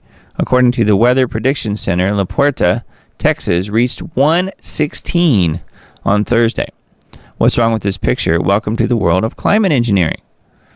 So this is the latest installment, Global Alert News for May 11th, episode 457. And it's embedded there on the site, and we made no changes to this show this week, so it is it's the same across all the platforms as was last week's too, I think. So feel free to look at that if you guys haven't already. Mr. Dane's doing really incredible work. And I thought I would mention this too. This is something he asked me to create for him a couple days ago. We're going to be promoting GeoWatch and his work with Global Alert News, the radio show that he produces, and just awareness of geoengineering in general. We're going to be promoting that with Children's Health Defense website. And I don't know on how many, if maybe all the different platforms or just certain platforms. I really don't know. I don't have any of the details on that. But I thought we could watch this. This is a little promo piece I created for Mr. Dane from the show from last week. So this is literally just a piece of the video from the 5/4 broadcast. But we can check this out. So let's watch this. It's super short, just 2 minutes long. Geoengineeringwatch.org was sent a letter this week from an individual that very confidently stated that they knew climate engineering wasn't happening because they had a family member that was a pilot who told them so. Well, you can imagine my relief. Nothing to worry about in our skies after all. Never mind the countless clips of film footage that says otherwise. Never mind the up-close photos of retrofit nozzles mounted on wing pylons and aimed into the exhaust jet stream to make this look like, quote, condensation. Never mind the hundreds of lab tests from around the world, both atmospheric and surface, confirming climate engineering elements in our rain and in our air column. Never mind the historical congressional and presidential documents posted at geoengineeringwatch.org, some nearly 1,000 pages long that fully outline the scope and scale of the operations in our skies going back decades with global cooperation. Never mind the admission of these programs by top-ranking U.S. military officers featured in the geoengineeringwatch.org documentary, The Dimming, which can be found on the homepage of geoengineeringwatch.org. Never mind the former state and federal scientists that are sounding the alarm about geoengineering operations, again, also featured in the geoengineeringwatch.org documentary, The Dimming. Never mind the constant filth-filled grid-patterned skies, completely derailed weather and climate patterns all over the world, planes zigzagging across our skies in non-commercial routes, turning dispersions on and off, the collapsing ozone layer, the list goes on and on. But never mind all of it, because some sound asleep at the wheel individual says none of it's happening because their pilot family member says it isn't so. Just another day in the planetary asylum. And there's this footnote. The same self-proclaimed alt-media truth-tellers that deny climate engineering and claim it's all just jet exhaust now also seem to be claiming that patented atmospheric frequency transmission technologies are also not actually happening. Question, are these self-proclaimed truth-tellers working both sides of the fence? You decide. Yeah, you decide.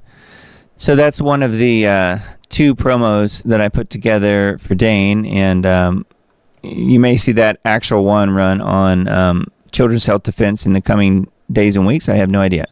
We're kind of waiting to hear back from them, and this is the other one that I put out for him as well. Another short clip from a this one's actually from a presentation he gave several years back, maybe 8 years ago, actually. It's been a while, called Engineering Earth, but it is available on geoengineeringwatch.org on the homepage. So let's take a look at this one too. This is a very similar type of idea, another short clip. So here it is. What is climate engineering? Climate engineering is the epitome of human insanity. It's the epitome of human arrogance, superseding all other forms of tyranny so far. Climate engineering is known by a number of terms: solar radiation management, stratospheric aerosol geoengineering, stratospheric aerosol injection. This is the kind of science diagram that you see in many of the science publications. And there's a reason there's so many different forms of geoengineering shown, because they want to confuse the public. They want to show things that are so outlandish, like space mirrors. How feasible is that? And they mix this with remote control ships spewing marine layer. Also infeasible. Ocean iron fertilization. The dumping of toxic materials into the ocean to cause algae blooms to suck up CO2 and deposit it in an ocean that's already too acidic. Carbon sequestering trees, artificial trees to suck up carbon. Don't we have real trees? Why do we need artificial trees? And finally, and most importantly, a jet aircraft spraying aerosols into the sky for the purpose of deflecting some of the sun's incoming thermal radiation. Doesn't take too much thought to consider that it also traps heat, more heat than it deflects, with a whole list of downstream consequences. Again, another science diagram to make clear the intent of solar radiation management: to deflect some of the sun's incoming thermal radiation dispersed with jet aircraft. And yet, in spite of all this science data and so many publications, we have media, most media, treating us as if we're talking about some completely fictitious scenario. Geoengineering is the biggest elephant in the room. It's the most cataclysmic undertaking of the human race yet, superseding all other assaults on the environment. Our war against nature, by the way, is a war against ourselves. How do we know they're spraying? How about nozzles? Mounted on the pylons directly behind the engine exhaust. These are retrofit nozzles, and they are mounted directly behind the exhaust stream to make it appear as a condensation trail, even on commercial aircraft. And we're not implicating commercial personnel or pilots, but their aircraft are positively being used because they've been identified from the ground, leaving a particulate trail. Again, we are not talking about condensation. We are talking about solar radiation management particulate trails. Our lab tests prove this material is coming down on us. We have film footage of these aircraft at altitude, which I'll get to. Anybody who thinks that sky is normal needs a serious reality check.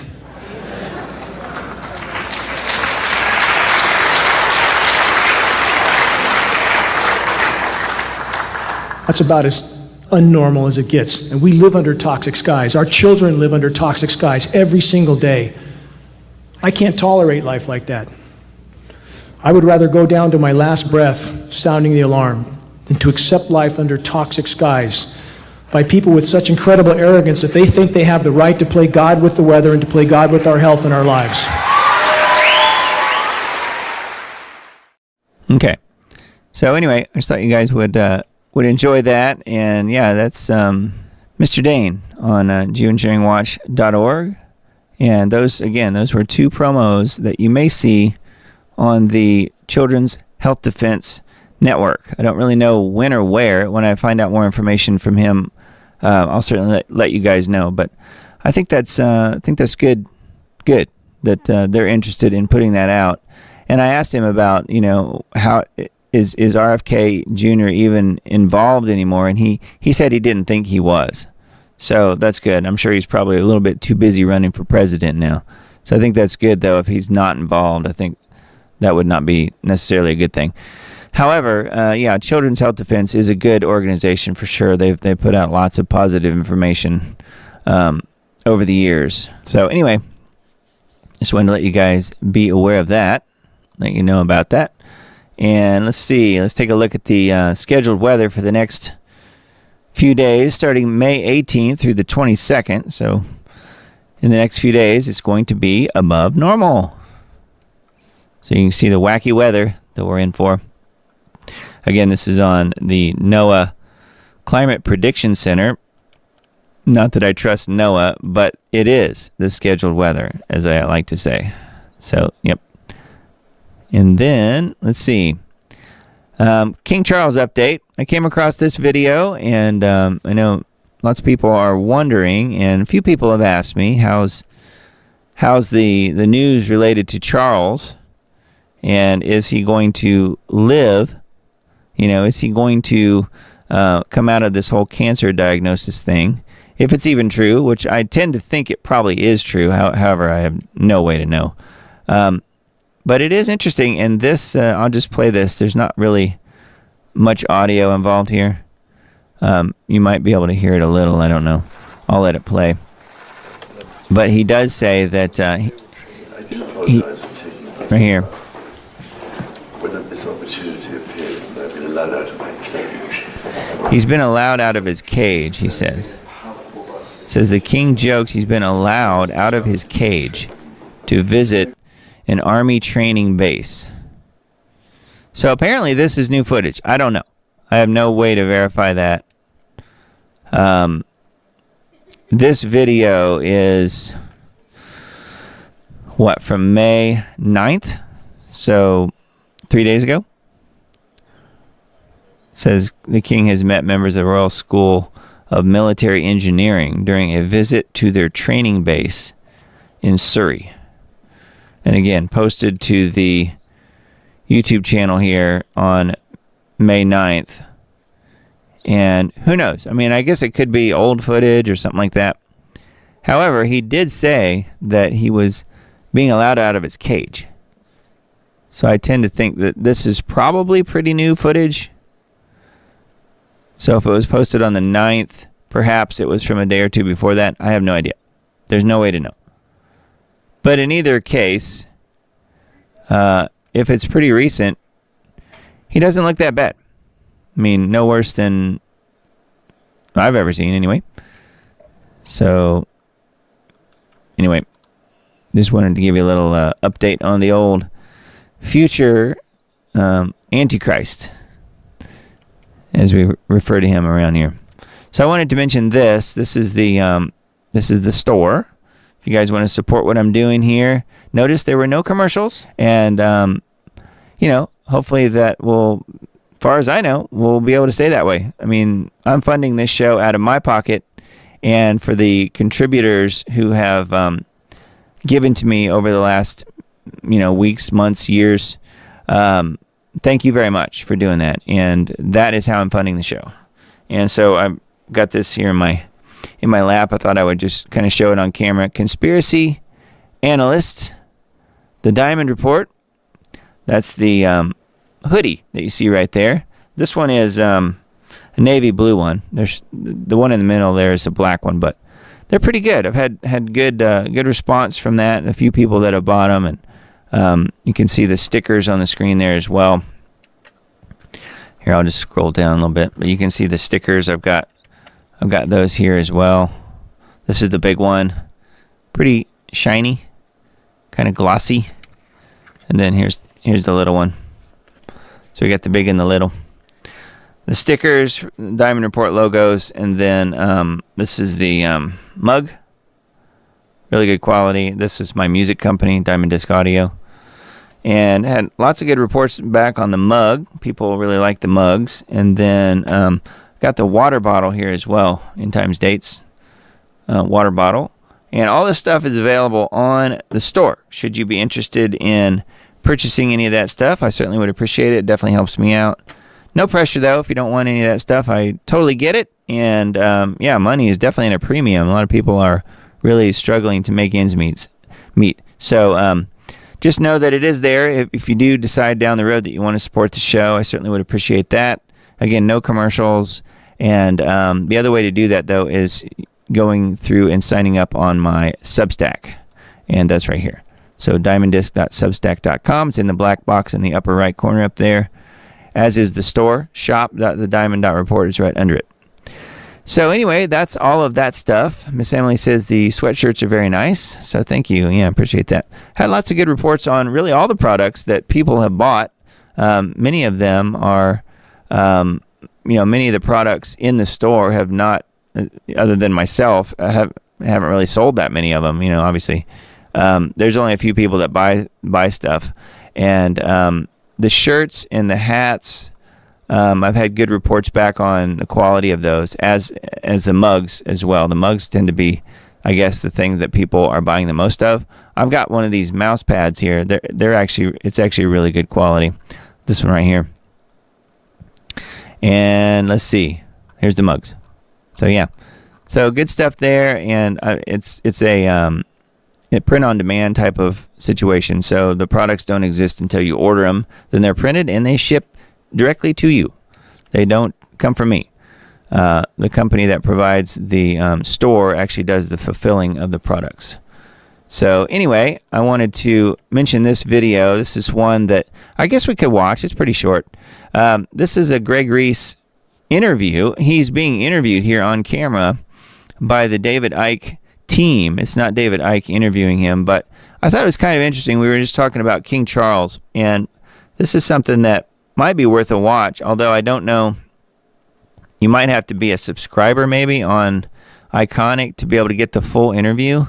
One of your real recent videos where you talk about the royals and the reptilians, very few people will actually take this seriously and actually look into this in depth. You said the Children of the Matrix, The Biggest Secret, were two of the books of David's that really did dive into this a long time ago, and he's gone into more of the Archon stuff and the off-world stuff lately. But one of the things you said in this video, you can see on Greg's Substack, which is fantastic, by the way, the Reese report, you said one of the most monstrous families on earth. That's what you called the British royals. Now, what did you mean by that, really?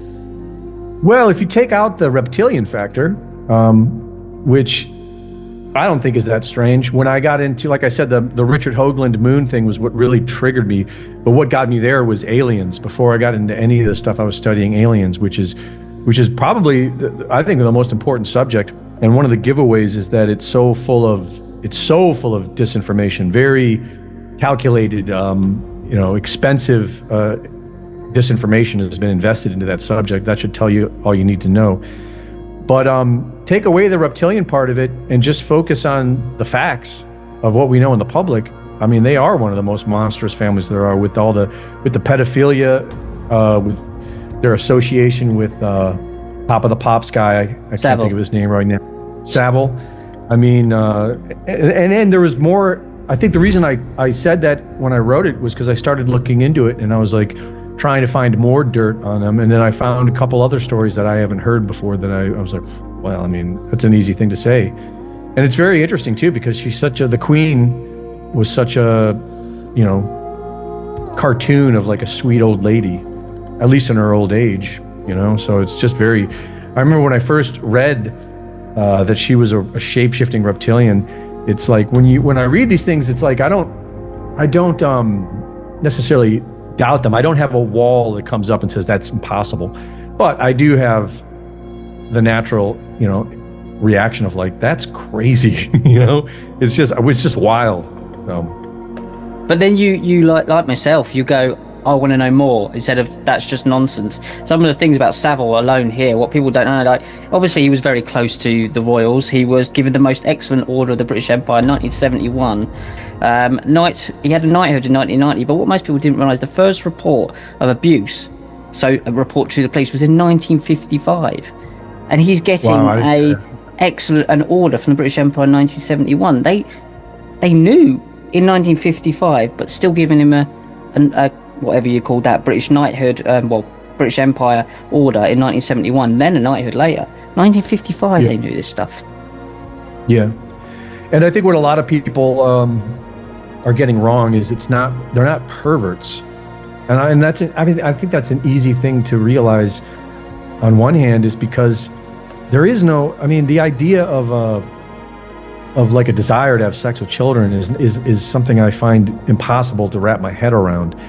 And I think most people should find that impossible to wrap their head around. So it's not like they're kinky or it's a sexual perversion. It is the subversion and the destruction of innocence. And there's a lot of things. It's not just blackmail either. That's another short-sighted thing. I think the most obvious thing is it's part of the mind control. It's part of the trauma-based mind control to traumatize them as a child. And you can even go as far as the idea that it preps a human being to leave the body emotionally and mentally, allowing a vacuum there for something else to come into the body. Like I would imagine that the Windsor family, the characters that we're seeing in these bodies are not the characters that were born into these bodies, if that makes sense.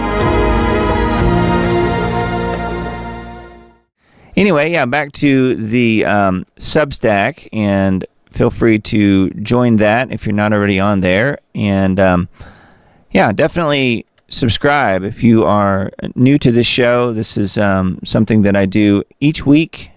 As of right now, it's on Sunday nights. The live show is Sunday nights, 10 p.m. Central Time, and may end up changing that, moving that up slightly a little bit earlier on Sundays. That tends to be the day and time that people are wanting the most as far as Sunday goes.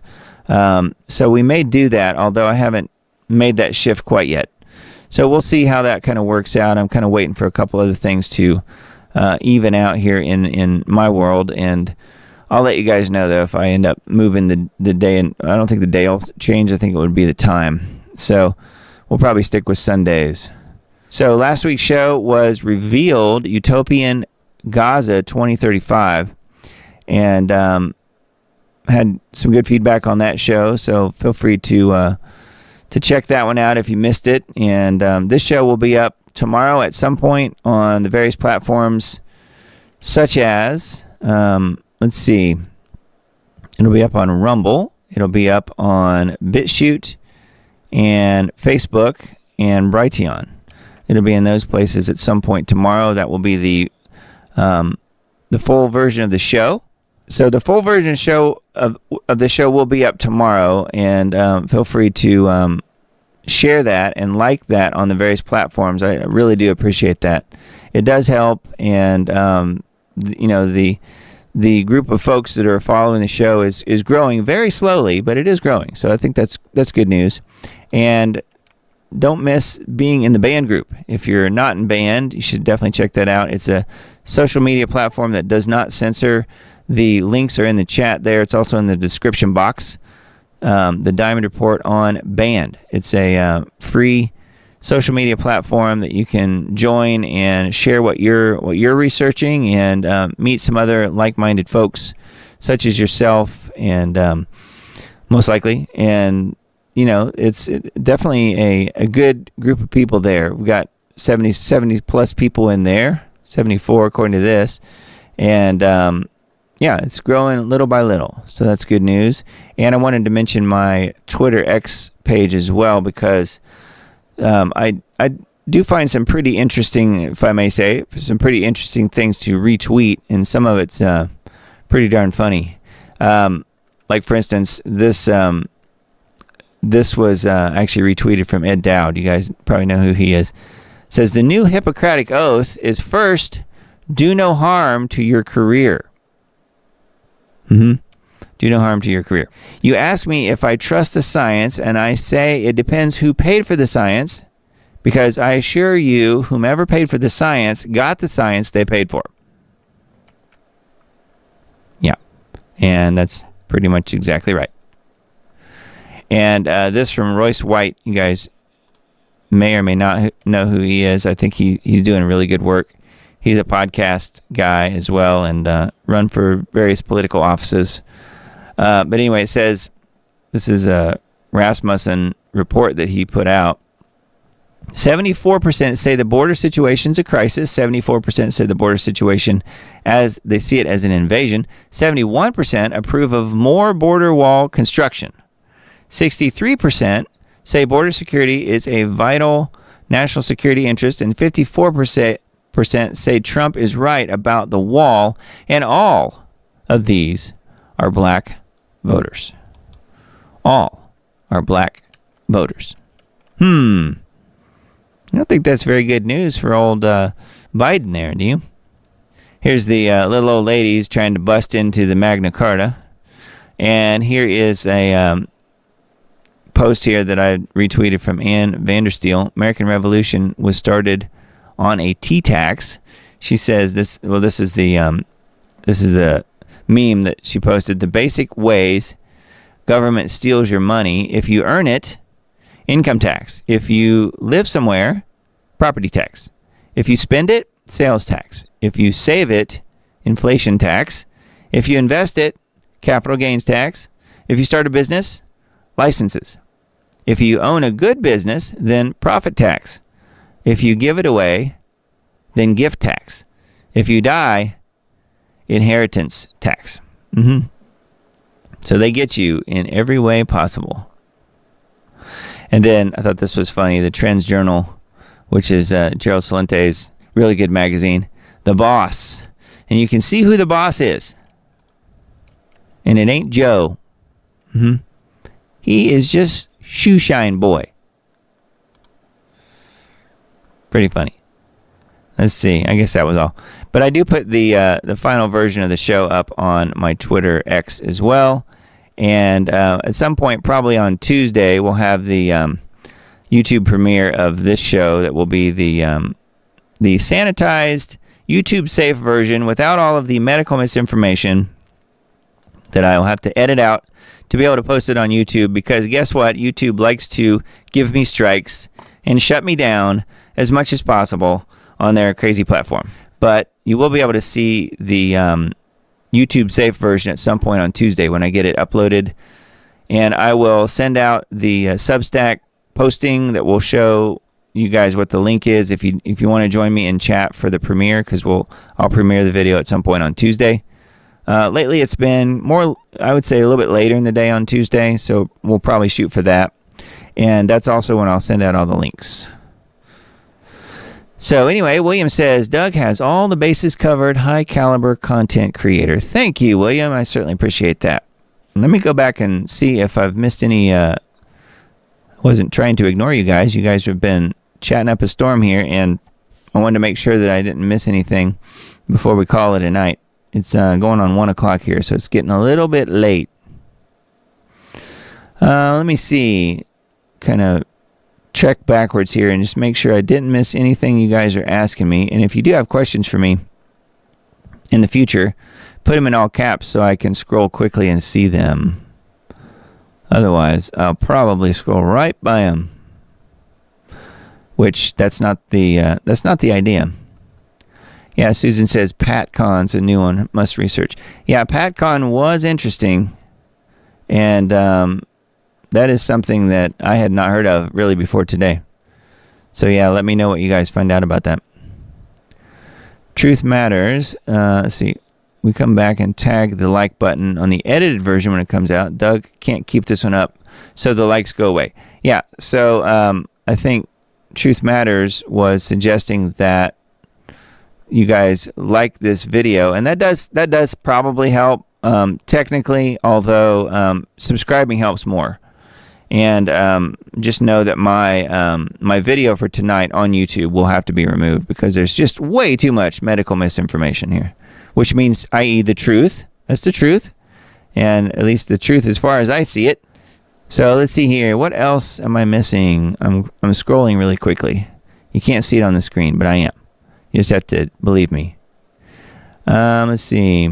Christians have been waiting for the third temple, and I think we may be already halfway through it. As far as what? See, nowhere in Scripture does it say when the third temple is built. It just says in the end times. Yeah, and then if that's something you have a question about, maybe check out my part 3 on End Times Dates series, which is here on my YouTube channel. Actually, if you're on the YouTube channel, you can click on playlists. And, I forgot to add last week's show. But there's 2 playlists, and it's this one right here. Take it to the Lord in prayer. You'll click on that, and then just go to part 3. Parts 6 and 7 of the series of 15, parts 6 and 7, were removed by YouTube some time ago, and they gave me strikes because they didn't like what I was saying. So parts 6 and 7 are available like on Rumble and some of the other platforms, but they're not available on YouTube. But the other ones are 1 through 15, except for part 6 and part 7. So those are not on YouTube. But yeah, part 3 is all about the third temple. It's easy to remember because it's 3, and it's about the third temple. So if you haven't seen that, maybe check that out. Let me know what you think. Third temple is something that I think will be... they really, really want the third temple. I really think the Zionists, the crazy Zionists, will end up building one. I think Doug's timeline is real close. 2020 is going to be very interesting, Emily says. Yeah, I think so too. The author of the treaty. Yeah, I don't think there's going to be a treaty. I don't think there's a treaty that matters. Not in this. And it's on the timeline here, actually. I can switch over to it. That there's no peace treaty. And I've written that here on the timeline. I don't know if you guys can see it. 7-year tribulation begins September 2021. No peace treaty. And a lot of people think that there will be one. I don't think that there is one. I think that scripture is misinterpreted, where it talks about the treaty and the Antichrist and all that stuff. I think there's one translation of the Bible that, to me, really kind of abuses that whole idea and is not really correct, from what I gather. And I made a video about that. It's in the End Times Dates series, why there's no peace treaty and what that prophecy in Daniel, in the book of Daniel, was talking about. And in fact, it was not about the Antichrist, but about the real Christ. That's about Jesus Christ. So, yeah, pretty interesting. And let's see here.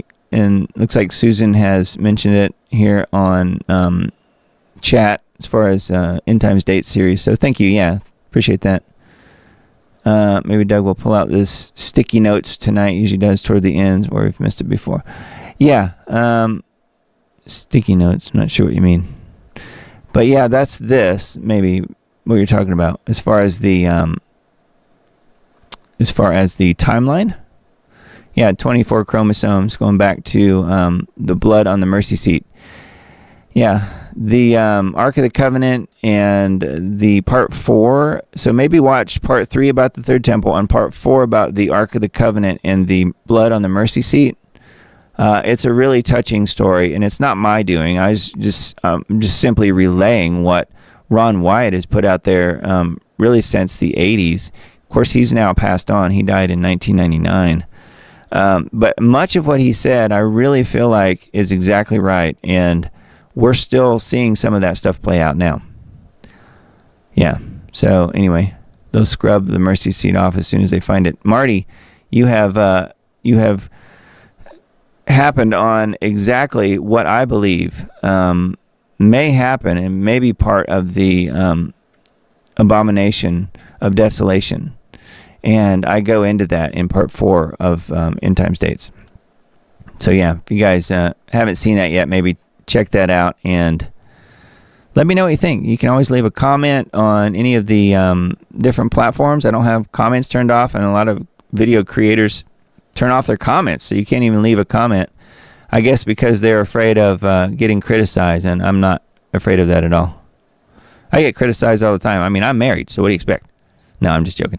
But yeah, I mean, I'm not really too worried about that. I'm not really afraid of people disagreeing with what I'm saying. So, I don't really want spammers. What I don't usually leave on my comments on videos is when people go to your video and they cross-promote all the videos that are their favorite videos or all of their own videos on your video. So they don't even watch your video. They just comment with all of their links. Now that I don't like. So that if you do that and not have something constructive to say about the video I made as far as a comment goes, you probably will get deleted. Yeah. So that's really about it, though. I don't really like to censor people because I have been censored so much myself. So anyway, it looks like you guys had a long conversation. Yes, we talked about quite a few things tonight. What was I doing in Senegal? I think I covered that. Yeah, and I wasn't actually, I never even left the plane. I was just on the plane, in the plane the whole time. Yeah, I don't really see anything else. Okay, well, I guess we can wrap it up, you guys. I hope you guys have a blessed week this week. And hope you had a good weekend. And yeah, let's plan on getting together again at 10 o'clock next week, which would be the 19th. So May the 19th already. And that is the day after what I think may be an important day. We'll see. I don't know. May 18th, I think the verdict's still out. But May 18th, which would be this coming Saturday, will be 40 days after the April 8th eclipse. Remember the eclipse that we didn't know if we were going to live through. Well, we lived through it. And I posited at that time that, I think we need to wait, that nothing will happen during the eclipse, and that we need to wait 40 days and see if there is repenting, if there is anything that changes in that 40 days afterwards. And 40 days after April the 8th is May 18th. So let's just see what happens. I mean, it could be nothing. Hopefully it will be nothing. And, it's just one of those things that I really feel like I was supposed to mention for whatever reason, and it may or may not be important. I have no idea. But I do think that this timeline that I have put together back in 2019 and hasn't been changed at all. These dates have stayed on here, stayed the same since then. I still feel like this is what's going to play out to some degree. I mean, this is, again, this white page here is the timeline from the Fuel Project, and all I did was simply put the red blocks on there and the dates. And of course, there, it's just what I believe at this point. I feel like this is how things could unfold, and it's kind of a roadmap. Really, is what you're looking at here. So if you've never seen this before, I have no idea what I'm talking about. The link to this timeline is actually in all of the End Times Dates videos. So that was the first series that I was doing way back when, starting in 2019 on the End Times Dates series. And I started doing these live Diamond Report news shows as sort of a supporting cast a little bit to the End Times Dates videos, because those were like just create the videos and upload them. Whereas these Diamond Report live shows, we're going through the news and talking about all the things that are happening, not only in alt media, but just across the world, and how this stuff relates back to us being in the end times, which I believe we are. And in fact, I believe we're in the final 7 years. I don't think we're in the final 3.5 years yet, though. And you can see that on the timeline right here. I think that the Antichrist reign will begin officially early next year. Some say January, some say March, but some do agree that it will probably be in early 2025. I tend to think it would be January, but I know Gabriel and some other folks, Gabriel Erb from 2028 End, he has posited it probably would be March 2025. But I think what he wasn't taking into account, I'll just mention that while I've got it here, is this right here. This is an extra 75 days that have to do with the bowl judgments. And if you add that in, which they are in this Fuel Project timeline, then you don't get 1,260 days from beginning to end. You actually get 1,335 days because of that extra 75. That's why you have a 2.5 month difference between March and roll it back to January. That's why I said back in 2019, when I put the dates on this thing, I said it's probably going to be January 2025. So that's kind of what I'm thinking, and I would love to be wrong. Believe me, I would love to be wrong. But yeah, we'll see how things play out. I don't think old King Charles is, I mean, he's an older guy. So if it's him, if he's the AC, if he's going to be the AC, then let's just say things have to be progressing here pretty quickly, and 2025 is around the corner. So we'll see how things work out. Anyway, I hope you guys have a blessed week. We'll do it again next week at this time on, the 19th at 10 p.m. Central. So we'll meet you back here then, and we'll see you guys again real soon. Take care, you guys. Bye-bye.